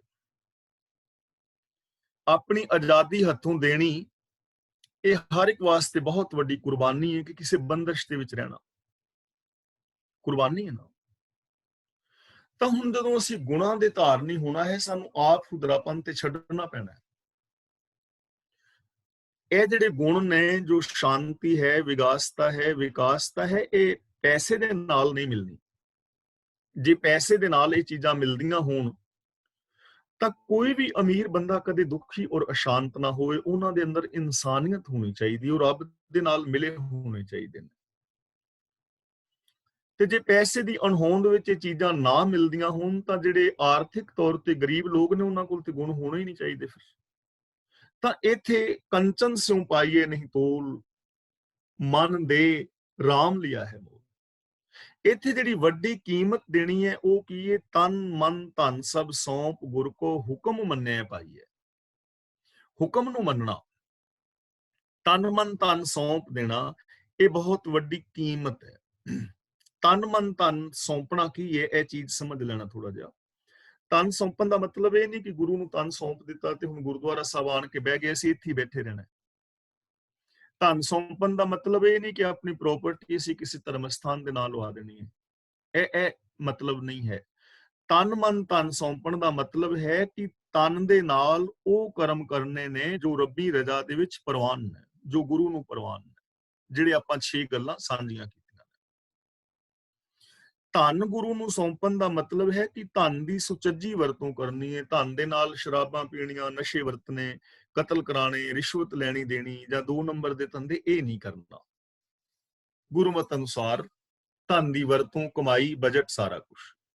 ਤੇ ਮਨ ਦਾ ਮਤਲਬ ਹੈ ਜੋ ਸਾਡੀ ਮਨ ਦੀ ਸੋਚ ਹੈ, ਮਨ ਦਾ ਆਪ ਖੁਦਰਾਪਨ ਤਿਆਗਣਾ ਔਰ ਰਜ਼ਾ ਦੇ ਵਿੱਚ ਰਹਿਣਾ। ਇਹਨੂੰ ਕਹਿੰਦੇ ਮਹਿੰਗਾ ਮੁੱਲ। ਵੀ ਜਦੋਂ ਕੋਈ ਗ੍ਰਾਹਕ ਮਿਲੇਗਾ, ਕਦਰਦਾਨ ਮਿਲੇਗਾ, ਤਾਂ ਉਹ ਕਦਰਦਾਨ ਇਹ ਮਹਿੰਗੀ ਕੀਮਤ ਦੇ ਕੇ ਇਹਨਾਂ ਗੁਣਾਂ ਦਾ ਧਾਰਨੀ ਹੋ ਜਾਏਗਾ। ਉਹ ਆਪਣੇ ਆਪ ਖੁਦਰੇਪਨ ਨੂੰ ਛੱਡ ਦੇਵੇਗਾ, ਆਪਣੇ ਮਨ ਦੀ ਮੱਤ ਨੂੰ ਛੱਡ ਦੇਵੇਗਾ। ਤਾਂ ਸਾਨੂੰ ਇਥੋਂ ਜੀਣ ਵਾਸਤੇ ਕੀ ਮਿਲ ਰਿਹਾ ਹੈ? ਜ਼ਿੰਦਗੀ ਜੀਣ ਲਈ ਸਾਨੂੰ ਇਥੋਂ ਜ਼ਿੰਦਗੀ ਜੀਣ ਵਾਸਤੇ ਇਹ ਮਿਲ ਰਿਹਾ ਹੈ ਕਿ ਜੋ ਰੱਬੀ ਗੁਣ ਨੇ ਉਹ ਬਹੁਤ ਕੀਮਤੀ ਨੇ। ਉਹ ਕੀਮਤੀ ਰਤਨ ਸਾਡੇ ਸਾਰਿਆਂ ਦੇ ਅੰਦਰ ਮੌਜੂਦ ਨੇ। ਕੋਈ ਵੀ ਦੁਨੀਆ ਦਾ ਐਸਾ ਇਨਸਾਨ ਨਹੀਂ ਜਿਹਦੇ ਵਿੱਚ ਗੁਣ ਨਾ ਹੋਣ। ਪਰ ਇਹ ਗੱਲ ਵੱਖਰੀ ਹੈ ਕਿ ਕੋਈ ਉਹਨਾਂ ਦੀ ਵਰਤੋਂ ਕਰਦਾ ਹੈ ਜਾਂ ਨਹੀਂ ਕਰਦਾ। ਤਾਂ ਅਸੀਂ ਉਹਨਾਂ ਗੁਣਾਂ ਦੀ ਵਰਤੋਂ ਕਰਨੀ ਹੈ, ਜ਼ਬਾਨ ਕਰਕੇ, ਮਨ ਕਰਕੇ, ਬਚਨਾ ਕਰਕੇ, ਸਾਂਝ ਪਾਣੀ ਹੈ। ਤੇ ਜਿਹੜਾ ਪਾਰਖੂ ਬੰਦਾ ਹੈ, ਜਿਹੜਾ ਗ੍ਰਾਹਕ ਹੈ, ਜੋ ਚਾਹਤ ਰੱਖਣ ਵਾਲਾ ਹੈ, ਉਹ ਫਿਰ ਆਪਣੀ ਮਹਿੰਗੀ ਕੀਮਤ ਦੇ ਕੇ, ਵਿਕਾਰਾਂ ਨੂੰ ਛੱਡ ਕੇ, ਆਪਣੇ ਮਨ ਦੀ ਮੱਤ ਨੂੰ ਛੱਡ ਕੇ ਇਹਨਾਂ ਚੀਜ਼ਾਂ ਨੂੰ ਪ੍ਰਾਪਤ ਕਰ ਲਵੇਗਾ। ਯਾਨੀ ਜੇ ਅਸੀਂ ਚਾਹੁੰਦੇ ਹਾਂ ਕਿ ਸਾਡੀ ਜ਼ਿੰਦਗੀ ਅੰਦਰ ਸ਼ੁਭ ਗੁਣ ਆਉਣ, ਇਨਸਾਨੀਅਤ ਆਉਣ, ਤਾਂ ਉਹਦੇ ਵਾਸਤੇ ਸਾਨੂੰ ਮਹਿੰਗੀ ਕੀਮਤ ਦੇਣੀ ਪਵੇਗੀ। ਤਨ ਮਨ ਧਨ ਸਭ ਸੌਂਪ ਗੁਰ ਕੋ, ਯਾਨੀ ਹੁਕਮ ਰਜ਼ਾ ਦੇ ਵਿੱਚ ਚੱਲਣਾ ਪਵੇਗਾ। ਫਿਰ ਸਾਡੀ ਜ਼ਿੰਦਗੀ ਦੇ ਅੰਦਰ ਇਹ ਸ਼ੁਭ ਗੁਣ ਆ ਜਾਣਗੇ। ਸਾਨੂੰ ਇਥੋਂ ਜੀਣ ਵਾਸਤੇ ਇਹ ਦਾਤ ਮਿਲ ਰਹੀ ਹੈ।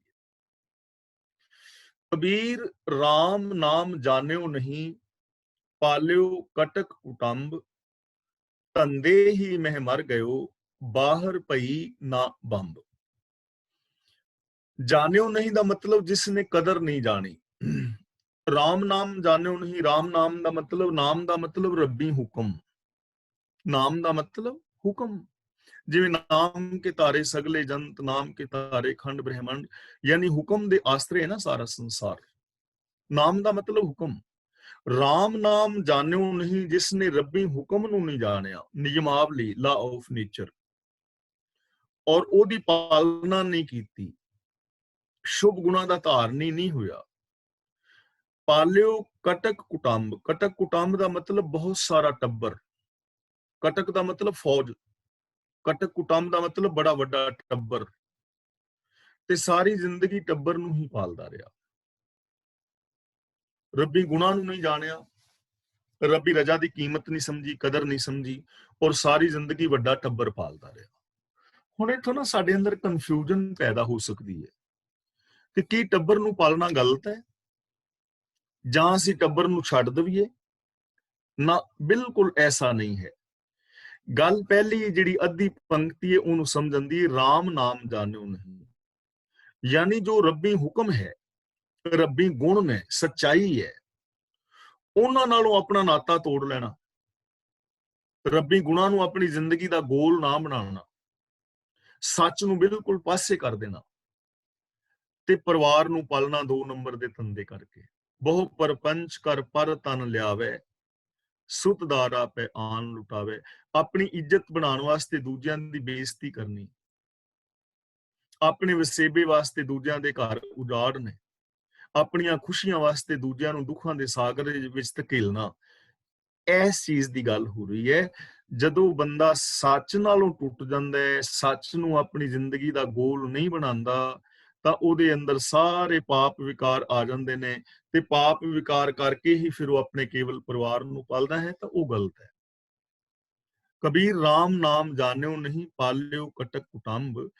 ਜਿਸਨੇ ਰਮੇ ਹੋਏ ਪ੍ਰਭੂ ਦੇ ਹੁਕਮ ਨੂੰ ਫੋਲੋ ਨਹੀਂ ਕੀਤਾ, ਜੋ ਰੱਬੀ ਗੁਣਾਂ ਦਾ ਧਾਰਨੀ ਨਹੀਂ ਹੋਇਆ, ਰੱਬੀ ਹੁਕਮ ਔਰ ਰੱਬੀ ਗੁਣਾਂ ਨੂੰ ਛੱਡ ਕੇ ਜੋ ਕੇਵਲ ਪਰਿਵਾਰ ਨੂੰ ਹੀ ਪਾਲਦਾ ਰਿਹਾ। ਸਾਡਾ ਪਰਿਵਾਰ ਗਿਆਨ ਇੰਦਰੀਆਂ ਵੀ ਨੇ, ਇਹਨਾਂ ਦੇ ਰਸਾਂ ਕਸਾਂ ਦੇ ਵਿੱਚ ਹੀ ਪਿਆ ਰਿਹਾ। ਹੋਇਆ ਕੀ, ਉਹਦਾ ਰਿਜ਼ਲਟ ਕੀ ਨਿਕਲਿਆ? ਧੰਦੇ ਹੀ ਮਹਿ ਮਰ ਗਇਓ। ਮਰ ਗਇਓ ਦਾ ਮਤਲਬ ਆਤਮਕ ਮੌਤ ਸਹੇੜ ਲਈ। ਬਾਹਰ ਭਈ ਨਾ ਬੰਬ, ਬਾਹਰ ਦਾ ਮਤਲਬ ਧੰਦਿਆਂ ਤੋਂ ਬਾਹਰ, ਧੰਦਿਆਂ ਤੋਂ ਵਿਹਲਾ ਹੋ ਕੇ। ਬੰਬ ਦਾ ਮਤਲਬ ਆਵਾਜ਼, ਖਬਰ। ਬਾਹਰ ਭਈ ਨਾ ਬੰਬ ਦਾ ਮਤਲਬ ਧੰਦਿਆਂ ਤੋਂ ਨਿਕਲ ਕੇ ਕਦੇ ਉਹਦੇ ਮੂੰਹੋਂ ਰੱਬੀ ਗੁਣਾਂ ਦੀ ਆਵਾਜ਼ ਹੀ ਨਹੀਂ ਨਿਕਲੀ, ਉਹਦੇ ਮੂੰਹ ਚੋਂ ਕਦੇ ਬਾਹਰ ਆਵਾਜ਼ ਹੀ ਨਹੀਂ ਆਈ ਰੱਬੀ ਗੁਣਾਂ ਦੀ, ਕਿ ਰੱਬ ਦੇ ਗੁਣ ਵੀ ਕੁਛ ਹੁੰਦੇ ਨੇ, ਰਜਾ ਵੀ ਕੁਛ ਹੁੰਦੀ ਹੈ, ਇਨਸਾਨੀਅਤ ਵੀ ਕੁਛ ਹੁੰਦੀ ਹੈ। ਉਹਦੇ ਜ਼ਬਾਨ ਦੇ ਵਿੱਚੋਂ ਕਦੇ ਚੰਗੀ ਗੱਲ ਹੀ ਨਹੀਂ ਨਿਕਲੀ, ਸ਼ੁਭ ਗੁਣਾਂ ਦੀ ਗੱਲ ਹੀ ਨਹੀਂ ਨਿਕਲੀ। ਤੇ ਹੋਇਆ ਕੀ, ਰਿਜ਼ਲਟ ਕੀ ਨਿਕਲਿਆ? ਧੰਦੇ ਹੀ ਮੈਂ ਮਰ ਗਇਓ। ਉਹ ਇਹਨਾਂ ਕਜੀਆਂ ਦੇ ਅੰਦਰ, ਧੰਦਿਆਂ ਦੇ ਅੰਦਰ ਹੀ ਆਤਮਕ ਮੌਤ ਉਹਨੇ ਸਹੇੜ ਲਈ। ਦੇਖੋ, ਕੰਮ ਔਰ ਧੰਦੇ ਵਿੱਚ ਫਰਕ ਹੈ, ਇਹ ਆਪਾਂ ਕਈ ਵਾਰ ਵਿਚਾਰ ਚੁੱਕੇ ਹਾਂ। ਜਦੋਂ ਕੋਈ ਬੰਦਾ ਸੱਚ ਨੂੰ ਬੇਸ ਬਣਾ ਕੇ ਕੰਮ ਕਰਦਾ ਨਾ, ਜ਼ਿੰਦਗੀ ਜੀਂਦਾ ਹੈ, ਚਾਹੇ ਉਹਦੀ ਦੁਕਾਨਦਾਰੀ ਹੈ ਜਾਂ ਵਪਾਰ ਹੈ ਜਾਂ ਖੇਤੀ ਹੈ ਜਾਂ ਨੌਕਰੀ ਪੇਸ਼ਾ ਹੈ ਜਾਂ ਕੋਈ ਵੀ ਉਹਦੀ ਜੌਬ ਹੈ, ਜਦੋਂ ਬੰਦਾ ਸੱਚ ਨੂੰ ਬੇਸ ਬਣਾ ਕੇ ਕੰਮ ਕਰਦਾ ਹੈ, ਤਾਂ ਉਹ ਕੰਮ ਕਿਰਤ ਬਣ ਜਾਂਦੀ ਹੈ, ਉਹ ਕੰਮ ਭਗਤੀ ਬਣ ਜਾਂਦਾ ਹੈ। ਲੇਕਿਨ ਜਦੋਂ ਬੰਦਾ ਸੱਚ ਨੂੰ ਛੱਡ ਕੇ ਝੂਠ ਨੂੰ ਬੇਸ ਬਣਾ ਕੇ ਕੰਮ ਕਰਦਾ ਹੈ, ਉਹ ਕੰਮ ਧੰਦੇ ਔਰ ਜੰਜਾਲ ਬਣ ਜਾਂਦੇ ਨੇ, ਉਹ ਬੰਦੇ ਦੀ ਆਤਮਿਕ ਮੌਤ ਦਾ ਕਾਰਨ ਬਣਦੇ ਨੇ। ਇਸ ਲਈ ਕੰਮ ਅਸੀਂ ਕਿਸ ਨੂੰ ਕਹਿ ਸਕਦੇ ਹਾਂ? ਜੋ ਵੀ ਅਸੀਂ ਕੰਮ ਕਰਨ ਲੱਗੇ ਹਾਂ, ਉਹਦੇ ਵਾਸਤੇ 2-3 ਗੱਲਾਂ ਸੋਚਣੀਆਂ ਚਾਹੀਦੀਆਂ ਨੇ। ਮੰਨ ਲਓ ਮੈਨੂੰ ਕਿਸੇ ਨੇ ਕੰਮ ਕਿਹਾ ਕਿ ਵੀਰੇ ਇਹ ਕੰਮ ਕਰਨਾ ਹੈ, ਤਾਂ ਉਹ ਕੰਮ ਕਰਨ ਤੋਂ ਪਹਿਲਾਂ ਮੈਨੂੰ ਸੋਚਣਾ ਚਾਹੀਦਾ ਵੀ ਇਹ ਕੰਮ ਕਰਨ ਨਾਲ ਮੇਰਾ ਕੋਈ ਨੁਕਸਾਨ ਤੇ ਨਹੀਂ ਹੋਏਗਾ। ਜੇ ਮੇਰਾ ਨੁਕਸਾਨ ਹੁੰਦਾ ਤਾਂ ਮੈਨੂੰ ਨਹੀਂ ਕਰਨਾ ਚਾਹੀਦਾ। ਦੂਜੀ, ਮੈਨੂੰ ਇਹ ਚੀਜ਼ ਸੋਚਣੀ ਚਾਹੀਦੀ ਹੈ ਕਿ ਜਿਸਨੇ ਮੈਨੂੰ ਕੰਮ ਕਿਹਾ ਹੈ, ਜੇ ਮੈਂ ਇਹ ਕੰਮ ਕਰਾਂ ਤਾਂ ਇਹਦੇ ਨਾਲ ਇਸ ਬੰਦੇ ਦਾ ਨੁਕਸਾਨ ਤੇ ਨਹੀਂ ਹੋਏਗਾ। ਜੇ ਉਹਦਾ ਨੁਕਸਾਨ ਹੁੰਦਾ ਤਾਂ ਉਹ ਕੰਮ ਨਹੀਂ ਕਰਨਾ ਚਾਹੀਦਾ। ਤੀਜੀ ਗੱਲ ਮੈਨੂੰ ਇਹ ਸੋਚਣੀ ਚਾਹੀਦੀ ਹੈ ਕਿ ਜਿਹਦੇ ਵਾਸਤੇ ਮੈਂ ਕੰਮ ਕਰਨ ਲੱਗਾ, ਮੇਰਾ ਵੀ ਨੁਕਸਾਨ ਨਹੀਂ, ਉਹਦਾ ਵੀ ਨੁਕਸਾਨ ਨਹੀਂ, ਪਰ ਇਹ ਕੰਮ ਕਰਨ ਨਾਲ ਹੋਰ 4 ਬੰਦਿਆਂ ਦਾ ਨੁਕਸਾਨ ਹੋ ਜਾਣਾ, ਤਾਂ ਫਿਰ ਵੀ ਮੈਨੂੰ ਉਹ ਕੰਮ ਨਹੀਂ ਕਰਨਾ ਚਾਹੀਦਾ। ਕੰਮ ਅਸੀਂ ਉਹਨੂੰ ਕਹਿ ਸਕਦੇ ਹਾਂ ਜਿਹਦੇ ਨਾਲ ਮੇਰਾ ਵੀ ਨੁਕਸਾਨ ਨਹੀਂ, ਜਿਹਦੇ ਵਾਸਤੇ ਮੈਂ ਕੰਮ ਕਰਨ ਲੱਗਾ ਉਹਦਾ ਵੀ ਨੁਕਸਾਨ ਨਹੀਂ, ਤੇ ਉਹ ਕੰਮ ਕਰਨ ਦੇ ਨਾਲ ਕਿਸੇ ਹੋਰ ਦਾ ਵੀ ਨੁਕਸਾਨ ਨਹੀਂ, ਉਹ ਤੇ ਹੋ ਗਿਆ ਕੰਮ। ਤੇ ਜਿਹਦੇ ਨਾਲ ਮੇਰਾ ਵੀ ਨੁਕਸਾਨ, ਦੂਜੇ ਦਾ ਵੀ ਨੁਕਸਾਨ, ਸਮਾਜ ਦਾ ਵੀ ਨੁਕਸਾਨ, ਉਹ ਹੋ ਗਿਆ ਧੰਦਾ, ਉਹ ਹੋ ਗਿਆ ਕਜੀਆ, ਉਹ ਹੋ ਗਿਆ ਚੜ੍ਹਮ ਜਿਹਨੂੰ ਅਸੀਂ ਕਹਿੰਦੇ ਕੰਮ ਚੜ੍ਹਮ, ਤਾਂ ਧੰਦੇ ਹੀ ਮੈਂ ਮਰ ਗਇਓ। ਸੱਚ ਨੂੰ ਤਿਆਗ ਕੇ 2 ਨੰਬਰ ਦੇ ਕੰਮ ਕਰਦਾ ਹੋਇਆ ਹੀ ਆਤਮਕ ਮੌਤ ਤੇ ਮਰ ਗਿਆ। ਬਾਹਰ ਪਈ ਨਾ ਬੰਬ, ਉਹਦੇ ਜ਼ਬਾਨ ਦੇ ਵਿੱਚੋਂ ਬਾਹਰ ਕਿਤੇ ਸ਼ੁਭ ਗੁਣਾਂ ਦੀ ਕਦੇ ਗੱਲ ਵੀ ਨਾ ਨਿਕਲੀ, ਤਾਂ ਐਸੇ ਬੰਦੇ ਦਾ ਜੀਵਨ ਬੇਕਾਰ ਹੈ। ਇਸ ਲਈ ਸਾਨੂੰ ਇਥੋਂ ਜ਼ਿੰਦਗੀ ਜੀਣ ਲਈ ਕੀ ਮਿਲ ਰਿਹਾ ਹੈ ਕਿ ਅਸੀਂ ਆਪਣੇ ਪਰਿਵਾਰ ਨੂੰ ਪਾਲਣਾ ਹੈ, ਆਪਣੀ ਜ਼ਿੰਦਗੀ ਦਾ ਨਿਰਵਾਹ ਕਰਨਾ ਹੈ, ਸਮਾਜ ਦੇ ਵਿੱਚ ਵਿਚਰਨਾ ਹੈ, ਕਾਰਜ ਕਰਨੇ ਨੇ, ਆਪਣੀਆਂ ਜ਼ਿੰਮੇਵਾਰੀਆਂ ਆਪਣੇ ਫਰਜ਼ ਨਿਭਾਣੇ ਨੇ, ਲੇਕਿਨ ਗੁਣਾਂ ਦੇ ਧਾਰਨੀ ਹੋ ਕੇ, ਰਜਾ ਦੇ ਵਿੱਚ ਰਹਿ ਕੇ, ਕੁਦਰਤ ਦੀ ਨਿਯਮਾਵਲੀ ਦੇ ਅੰਦਰ ਰਹਿ ਕੇ, ਫਿਰ ਸਾਡਾ ਇਹ ਜੀਵਨ ਸਫਲਾ ਹੋਏਗਾ। ਤੇ ਜੇ ਅਸੀਂ ਰੱਬੀ ਰਜ਼ਾ ਯਾਨੀ ਲਾ ਆਫ ਨੇਚਰ ਔਰ ਸ਼ੁਭ ਗੁਣ ਸੱਚਾਈ ਨੂੰ ਛੱਡ ਕੇ ਜੀਵਾਂਗੇ ਤਾਂ ਫਿਰ ਸਾਡਾ ਸਾਰਾ ਜੀਵਨ ਇੱਕ ਜੰਜਾਲ ਬਣ ਜਾਏਗਾ। ਅਸੀਂ ਆਤਮਕ ਮੌਤੇ ਮਰ ਜਾਵਾਂਗੇ ਔਰ ਸਾਡੀ ਜ਼ਬਾਨ ਚੋਂ ਕਦੇ ਸ਼ੁਭ ਗੁਣਾਂ ਦੀ ਗੱਲ ਵੀ ਨਹੀਂ ਨਿਕਲੇਗੀ। ਇਹ ਜੀਵਨ ਬੇਕਾਰ ਹੋ ਜਾਏਗਾ।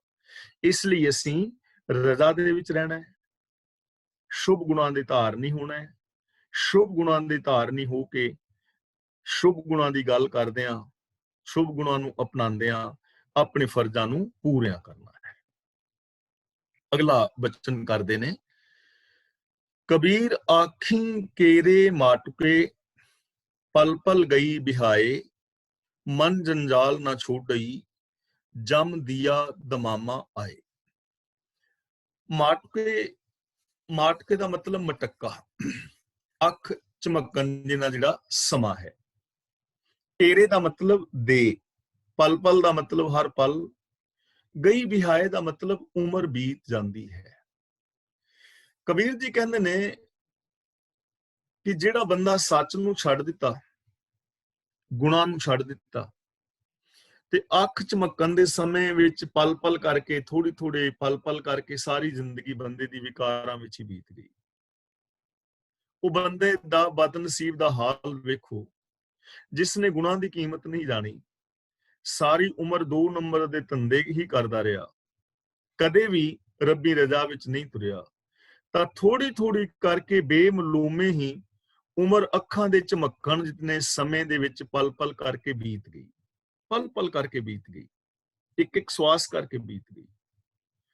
ਅਸੀਂ ਜਨਮ ਲਿਆ, ਨਿੱਕੇ ਬੱਚੇ ਸਾਂ, ਤਾਂ ਪਲ ਪਲ ਕਰਕੇ ਕਦੋਂ ਬਚਪਨ ਸਾਡਾ ਖਤਮ ਹੋ ਗਿਆ, ਜਵਾਨੀ ਆ ਗਈ, ਪਤਾ ਵੀ ਨਹੀਂ ਲੱਗਾ।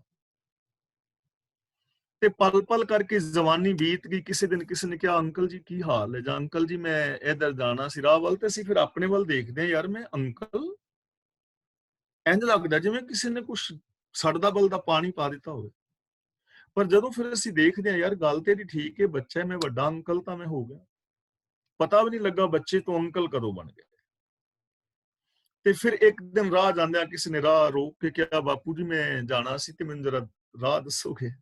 ਤੇ ਜਦੋਂ ਉਹਨੇ ਬਾਪੂ ਕਿਹਾ ਤੇ ਫਿਰ ਇੱਕ ਇੰਝ ਜਿਵੇਂ ਕਿ ਉਹਨੇ ਸੀਤ ਪਾਣੀ ਪਾ ਦਿੱਤਾ ਹੋਵੇ ਵੀ ਮੈਂ ਬਾਪੂ। ਫਿਰ ਜਦੋਂ ਉਸ ਬੱਚੇ ਵੱਲ ਵੇਖਦੇ ਆ, ਆਪਣੀ ਚਿੱਟੀ ਦਾੜੀ, ਕਾਲੇ ਚਿੱਟੇ ਵਾਲ ਵੇਖਦੇ, ਤੇ ਫਿਰ ਪਤਾ ਤਾਂ ਲੱਗਦਾ ਯਾਰ ਬਾਪੂ ਤੇ ਬਣ ਗਿਆ। ਬਚਪਨ ਚੋਂ ਜਵਾਨੀ ਤੇ ਜਵਾਨੀ ਚੋਂ ਬੁਢੇਪੇ ਵਿੱਚ ਕਦੋਂ ਆ ਗਏ ਪਤਾ ਵੀ ਨਹੀਂ ਲੱਗਿਆ। ਕਬੀਰ ਜੀ ਕਹਿੰਦੇ ਨੇ, ਇਸ ਤਰ੍ਹਾਂ ਪਲ ਪਲ ਕਰਕੇ ਸਾਰੀ ਜ਼ਿੰਦਗੀ ਬੀਤ ਗਈ ਵਿਕਾਰਾਂ ਵਿੱਚ, ਪਰ ਹਾਲੇ ਵੀ ਮਨ ਜੰਜਾਲ ਨਾ ਛੋੜਈ। ਮਨ ਨੇ ਹਾਲੇ ਵੀ ਜੰਜਾਲ ਨਹੀਂ ਛੱਡੇ। ਜੰਜਾਲ ਦਾ ਮਤਲਬ ਝੂਠ ਨੂੰ ਬੇਸ ਬਣਾ ਕੇ ਕੰਮ ਕਰਨ ਵਾਲੀ ਬਿਰਤੀ, 2 ਨੰਬਰ ਦੇ ਧੰਦੇ, ਪਾਪ ਔਰ ਅਪਰਾਧ। ਜਮ ਦਿਆ ਦਮਾਮਾ ਆਏ, ਆਤਮਕ ਮੌਤ ਨੇ ਆਣ ਕੇ ਢੋਲ ਵਜਾ ਦਿੱਤਾ, ਨਗਾਰਾ ਵਜਾ ਦਿੱਤਾ, ਯਾਨੀ ਬੰਦਾ ਆਤਮਕ ਮੌਤੇ ਮਰ ਗਿਆ। ਪਲ ਪਲ ਕਰਕੇ ਬੰਦਾ ਆਤਮਕ ਮੌਤੇ ਮਰ ਰਿਹਾ ਹੈ। ਪਲ ਪਲ ਕਰਕੇ ਹਰ ਪਲ ਬੰਦਾ ਮਰ ਰਿਹਾ ਹੈ। ਸਾਰੇ ਨਹੀਂ, ਜੋ ਸੱਚ ਨਾਲੋਂ ਟੁੱਟੇ ਨੇ, ਜੋ ਸ਼ੁਭ ਗੁਣਾਂ ਨਾਲੋਂ ਟੁੱਟੇ ਨੇ। ਜਦੋਂ ਬੰਦਾ ਸ਼ੁਭ ਗੁਣਾਂ ਨਾਲੋਂ ਟੁੱਟਦਾ ਉਦੋਂ ਇਨਸਾਨੀਅਤ ਮਰਦੀ ਹੈ। ਸੋ ਜੀਵਿਆ ਜਿਸ ਮਨ ਵਸਿਆ ਸੋਏ, ਜਾਂ ਮਰਣੰ ਵਿਸਰਣੰ ਗੋਬਿੰਦੈ, ਜੀਵਨੰ ਹਰ ਨਾਮ ਧਿਆਵਨੇ, ਜਾਂ ਆਖਾਂ ਜੀਵਾਂ ਵਿਸਰੇ ਮਰ ਜਾਉ। ਸੋ ਜੀਵਿਆ ਜਿਸ ਮਨ ਵਸਿਆ ਸੋਏ, ਅਸਲ ਇਨਸਾਨੀਅਤ ਵਾਲੀ ਜ਼ਿੰਦਗੀ ਉਹ ਜੀ ਰਿਹਾ ਹੈ ਜਿਹਦੇ ਮਨ ਦੇ ਅੰਦਰ ਸ਼ੁਭ ਗੁਣ ਵਸ ਗਏ ਨੇ। ਲੇਕਿਨ ਜਦੋਂ ਸ਼ੁਭ ਗੁਣਾਂ ਦੇ ਨਾਲੋਂ ਬੰਦਾ ਟੁੱਟ ਜਾਂਦਾ ਹੈ, ਬੰਦਾ ਜੰਜਾਲਾਂ ਵਿੱਚ 2 ਨੰਬਰ ਦੇ ਧੰਦਿਆਂ ਵਿੱਚ ਪਿਆ ਰਹਿੰਦਾ ਹੈ, ਤਾਂ ਇਹਦੀ ਆਤਮਿਕ ਮੌਤ ਹੋ ਜਾਂਦੀ ਹੈ। ਔਰ ਇਸੇ ਤਰ੍ਹਾਂ ਆਤਮਿਕ ਮੌਤ ਸਹਿੜ ਕੇ ਹੀ ਇਸ ਦੁਨੀਆ ਤੋਂ ਚਲਾ ਜਾਂਦਾ ਹੈ, ਸਰੀਰਕ ਮੌਤ ਵੀ ਹੋ ਜਾਂਦੀ। ਤਾਂ ਕਬੀਰ ਜੀ ਸਾਨੂੰ ਇੱਥੇ ਸਮਝਾ ਰਹੇ ਨੇ ਕਿ ਪਲ ਪਲ ਕਰਕੇ ਭਾਈ ਉਮਰ ਬੀਤ ਰਹੀ ਹੈ, ਔਰ ਇਹ ਜਿਹੜੀ ਉਮਰ ਖਤਮ ਹੁੰਦੀ ਜਾ ਰਹੀ ਹੈ, ਇੱਕ ਦਿਨ ਸਰੀਰਕ ਮੌਤ ਹੋ ਜਾਣੀ ਹੈ। ਸਰੀਰਕ ਮੌਤ ਤੋਂ ਬਚਿਆ ਨਹੀਂ ਜਾ ਸਕਦਾ, ਇੱਕ ਅਟਲ ਸੱਚਾਈ ਹੈ। ਪਰ ਜੋ ਹਰ ਪਲ ਅਸੀਂ ਸੱਚ ਨਾਲੋਂ ਟੁੱਟ ਕੇ ਆਤਮਿਕ ਮੌਤ ਸਹਿੜ ਰਹੇ ਹਾਂ, ਇਹਦੇ ਤੋਂ ਬਚਿਆ ਜਾ ਸਕਦਾ ਹੈ। ਪਰ ਬੰਦੇ ਦੀ ਬਦਕਿਸਮਤੀ ਹੈ ਕਿ ਸਾਰੀ ਜ਼ਿੰਦਗੀ ਐਵੇਂ ਹੀ ਪਾਪ ਕਰਮ ਕਮਾਈ ਜਾਂਦਾ ਹੈ, ਆਤਮਿਕ ਮੌਤੇ ਮਰ ਜਾਂਦਾ ਹੈ, ਸਰੀਰਕ ਮੌਤ ਵੀ ਇਹਦੇ ਸਿਰ ਦੇ ਨੇੜੇ ਆ ਜਾਂਦੀ ਹੈ, ਪਰ ਫਿਰ ਵੀ ਇਹ ਵਿਕਾਰਾਂ ਨੂੰ ਛੱਡਦਾ ਨਹੀਂ। ਤਾਂ ਇੱਥੇ ਸਾਨੂੰ ਸੁਚੇਤ ਕੀਤਾ ਜਾ ਰਿਹਾ ਹੈ ਕਿ ਪਿਆਰਿਓ, ਐਸੀ ਜ਼ਿੰਦਗੀ ਤੋਂ ਬਚਣਾ ਹੈ, ਸ਼ੁਭ ਗੁਣਾਂ ਵਾਲੀ ਜ਼ਿੰਦਗੀ ਆਪ ਵੀ ਜੀਣੀ ਹੈ, ਔਰ ਸਮਾਜ ਦੇ ਅੰਦਰ ਵੀ ਇਹਨਾਂ ਚੀਜ਼ਾਂ ਦਾ ਪ੍ਰਚਾਰ ਔਰ ਪ੍ਰਸਾਰ ਕਰਨਾ ਹੈ। ਅਗਲੇ ਸ਼ਲੋਕ ਵਿੱਚ ਕਹਿ ਰਹੇ ਨੇ, ਕਬੀਰ ਤਰਵਰ ਰੂਪੀ ਰਾਮ ਹੈ, ਫਲ ਰੂਪੀ ਬੈਰਾਗ, ਛਾਇਆ ਰੂਪੀ ਸਾਧ ਹੈ, ਜਿਨ ਤਜਿਆ ਬਾਦ ਵਿਵਾਦ। ਤਰਵਰ ਦਾ ਮਤਲਬ ਤਰਵਰ, ਸੋਹਣਾ ਰੁੱਖ। ਤਰ ਦਾ ਮਤਲਬ ਹੁੰਦਾ ਹੈ ਰੁੱਖ, ਵਰ ਦਾ ਮਤਲਬ ਸੋਹਣਾ, ਤਰਵਰ ਦਾ ਮਤਲਬ ਸੋਹਣਾ ਰੁੱਖ। ਬੈਰਾਗ ਦਾ ਮਤਲਬ ਹੈਗਾ ਨਿਰਮੋਹਤਾ। ਇੱਥੇ ਬੈਰਾਗ ਦਾ ਮਤਲਬ ਗੁਰਮਤ ਤੋਂ ਬਾਹਰ ਵਾਲਾ ਬੈਰਾਗ ਨਹੀਂ ਕਿ ਸੰਸਾਰ ਨੂੰ ਛੱਡ ਦੇਣਾ, ਗ੍ਰਸਤ ਨੂੰ ਤਿਆਗ ਦੇਣਾ, ਬਾਬੇ ਬਣ ਜਾਣਾ। ਇੱਥੇ ਉਸ ਵੈਰਾਗ ਦੀ ਗੱਲ ਨਹੀਂ ਹੈ। ਇੱਥੇ ਵੈਰਾਗ ਦਾ ਮਤਲਬ ਹੈ ਨਿਰਮੋਹਤਾ, ਯਾਨੀ ਸੰਸਾਰ ਵਿੱਚ ਰਹਿੰਦਿਆਂ ਵਿਕਾਰਾਂ ਦਾ ਤਿਆਗ ਕਰਕੇ ਗੁਣਾਂ ਵਾਲੀ ਜ਼ਿੰਦਗੀ ਜੀਣੀ, ਪਿਆਰ ਮੁਹੱਬਤ ਵਾਲੀ ਜ਼ਿੰਦਗੀ ਜੀਣੀ। ਤਾਂ ਕਬੀਰ ਜੀ ਕਹਿੰਦੇ ਨੇ, ਹੇ ਕਬੀਰ, ਵਿਕਾਰਾਂ ਦੀ ਤਪਸ਼ ਦੇ ਨਾਲ ਤਪ ਰਹੇ ਇਸ ਸੰਸਾਰ ਦੇ ਅੰਦਰ ਤਰਵਰ ਰੂਪੀ ਰਾਮ ਹੈ। ਰਾਮ ਦਾ ਮਤਲਬ ਜੋ ਰਮਿਆ ਹੋਇਆ ਪ੍ਰਭੂ, ਉਹ ਇੱਕ ਸੋਹਣਾ ਰੁੱਖ ਹੈ ਤਪਸ਼ ਤੋਂ ਬਚਾਉਣ ਵਾਸਤੇ। ਰੱਬੀ ਗੁਣ ਜੋ ਵਿਆਪਕ ਪ੍ਰਭੂ ਹੈ, ਉਹ ਮੰਨ ਲਓ ਇੱਕ ਬੜਾ ਸੋਹਣਾ ਰੁੱਖ ਹੈ। ਫਲ ਰੂਪੀ ਬੈਰਾਗ, ਤੇ ਉਹਦਾ ਜਿਹੜਾ ਫਲ ਹੈ ਉਹ ਹੈ ਬੈਰਾਗ, ਉਹਦੇ ਨਾਲ ਵੈਰਾਗ ਦਾ ਫਲ ਲੱਗਿਆ ਹੈ। ਭਾਵ ਕਿ ਉੱਥੋਂ ਤੁਹਾਨੂੰ ਨਿਰਮੋਹਤਾ ਮਿਲੇਗੀ। ਜਦੋਂ ਤੁਸੀਂ ਇਸ ਸੰਸਾਰ ਵੱਲ ਦੇਖੋਗੇ ਤਾਂ ਇੱਥੋਂ ਦੀ ਕਿਸੇ ਸ਼ੈ ਦੇ ਅੰਦਰ ਤੁਹਾਨੂੰ ਮੋਹ ਨਹੀਂ ਨਜ਼ਰੀ ਪਵੇਗਾ। ਜੇ ਸੂਰਜ ਚੜ ਰਿਹਾ ਹੈ ਤਾਂ ਉਹਨੂੰ ਕੋਈ ਮੋਹ ਨਹੀਂ ਕਿ ਮੈਂ ਕਿਸੇ ਖਾਸ ਨੂੰ ਚਾਨਣਾ ਦੇਣਾ ਤੇ ਕਿਸੇ ਖਾਸ ਨੂੰ ਨਹੀਂ ਦੇਣਾ।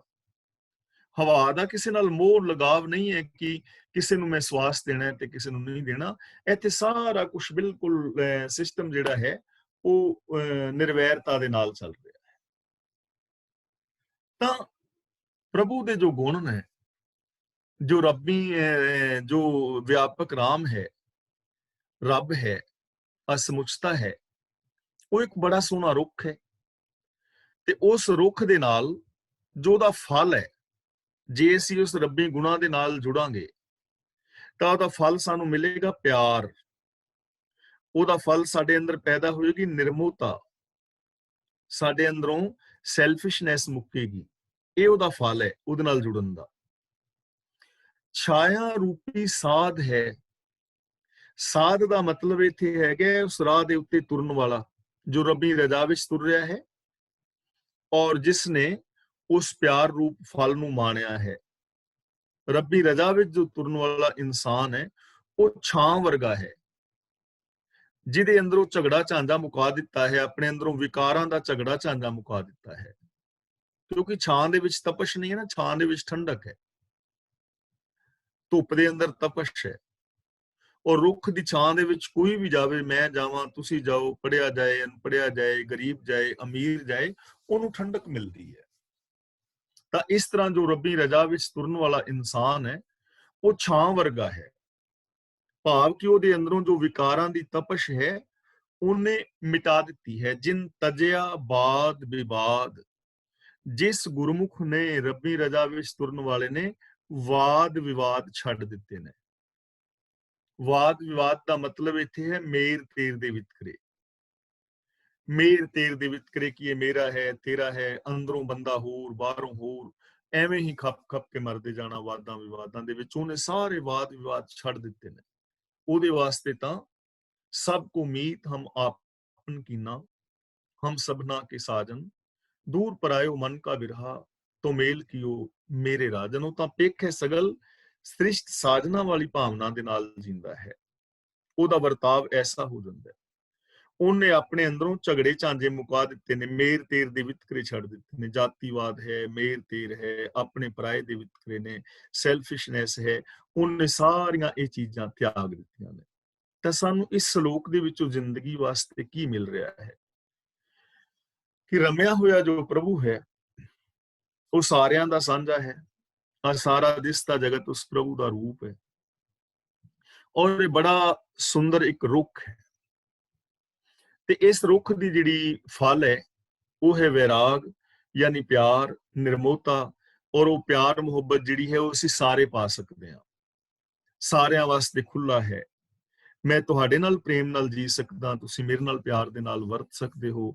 ਘਰ ਵਿੱਚ ਬੱਚੇ ਨੇ, ਮਾਂ-ਬਾਪ ਨੇ, ਨੂੰਹ ਸੱਸ ਨੇ, ਪਤੀ ਪਤਨੀ ਨੇ, ਭੈਣ ਭਰਾ ਨੇ, ਨਾਨਕੇ ਦਾਦਕੇ ਸਹੁਰੇ ਨੇ, ਸੱਜਣ ਮਿੱਤਰ ਨੇ, ਇਹ ਸਾਰੇ ਪਿਆਰ ਦੇ ਨਾਲ ਜੀ ਸਕਦੇ ਨੇ ਜੇ ਉਸ ਰਮੇ ਹੋਏ ਸਿਸਟਮ ਨੂੰ ਸਮਝ ਲੈਣ। ਤੇ ਜਿਹੜਾ ਇਹਨਾਂ ਚੀਜ਼ਾਂ ਨੂੰ ਮੰਨ ਲਵੇਗਾ ਉਹ ਫਿਰ ਉਹਦਾ ਜ਼ਿੰਦਗੀ ਕੈਸੀ ਹੋ ਜਾਏਗੀ, ਛਾਂ ਵਰਗੀ। ਉਹ ਆਪਣੇ ਅੰਦਰੋਂ ਵਾਦ ਵਿਵਾਦ ਉਹਨੇ ਤਜ ਦਿੱਤੇ ਹੋਣਗੇ, ਫਿਰ ਉਹ ਸਾਰਿਆਂ ਨੂੰ ਸੁੱਖ ਸ਼ਾਂਤੀ ਆਨੰਦ ਖੇੜਾ ਔਰ ਪ੍ਰਸੰਨਤਾ ਦੇਣ ਵਾਲਾ ਹੋ ਜਾਏਗਾ। ਤਾਂ ਅੱਜ ਦੀ ਵਿਚਾਰ ਅਸੀਂ ਇੱਥੇ ਸਮਾਪਤ ਕਰਦੇ ਹਾਂ। ਅੱਜ ਜੋ ਅਸੀਂ ਸ਼ਲੋਕ ਜਿੰਨੇ ਵੀ ਵਿਚਾਰੇ ਨੇ, ਇਹਨਾਂ ਸ਼ਲੋਕਾਂ ਦੇ ਵਿੱਚ ਜੇ ਕਿਸੇ ਵੀਰ ਭੈਣ ਦਾ ਕੋਈ ਸਵਾਲ ਹੋਏ ਤਾਂ ਉਹ ਸਵਾਲ ਕਰ ਸਕਦਾ ਹੈ, ਤੇ ਜੇ ਕਿਸੇ ਨੇ ਆਪਣੇ ਵਿਊਜ਼ ਦੇਣੇ ਹੋਣ ਤੇ ਉਹ ਆਪਣੇ ਵਿਊਜ਼ ਦੇ ਸਕਦਾ ਹੈ। ਹੁਣ ਵੀਰ ਤਰਲੋਚਨ ਸਿੰਘ ਜੀ ਅਨਮਿਊਟ ਹੋ ਗਏ ਨੇ, ਅਗਲੀ ਕਾਰਵਾਈ ਉਹ ਕਰਨਗੇ। ਫੇਸਬੁੱਕ ਤੇ ਜਿਹੜੇ ਮੇਰੇ ਵੀਰ ਭੈਣਾਂ ਸਰਵਣ ਕਰ ਰਹੇ ਨੇ ਉਹਨਾਂ ਦਾ ਵੀ ਧੰਨਵਾਦ। ਵਾਹਿਗੁਰੂ ਜੀ ਕਾ ਖਾਲਸਾ, ਵਾਹਿਗੁਰੂ ਜੀ ਕੀ ਫਤਿਹ। ਵਾਹਿਗੁਰੂ ਜੀ ਕਾ ਖਾਲਸਾ, ਵਾਹਿਗੁਰੂ ਜੀ ਕੀ ਫਤਿਹ। ਗਿਆਨੀ ਜੀ ਦਾ ਬਹੁਤ ਬਹੁਤ ਧੰਨਵਾਦ ਜੀ, ਹਮੇਸ਼ਾ ਦੀ ਤਰ੍ਹਾਂ।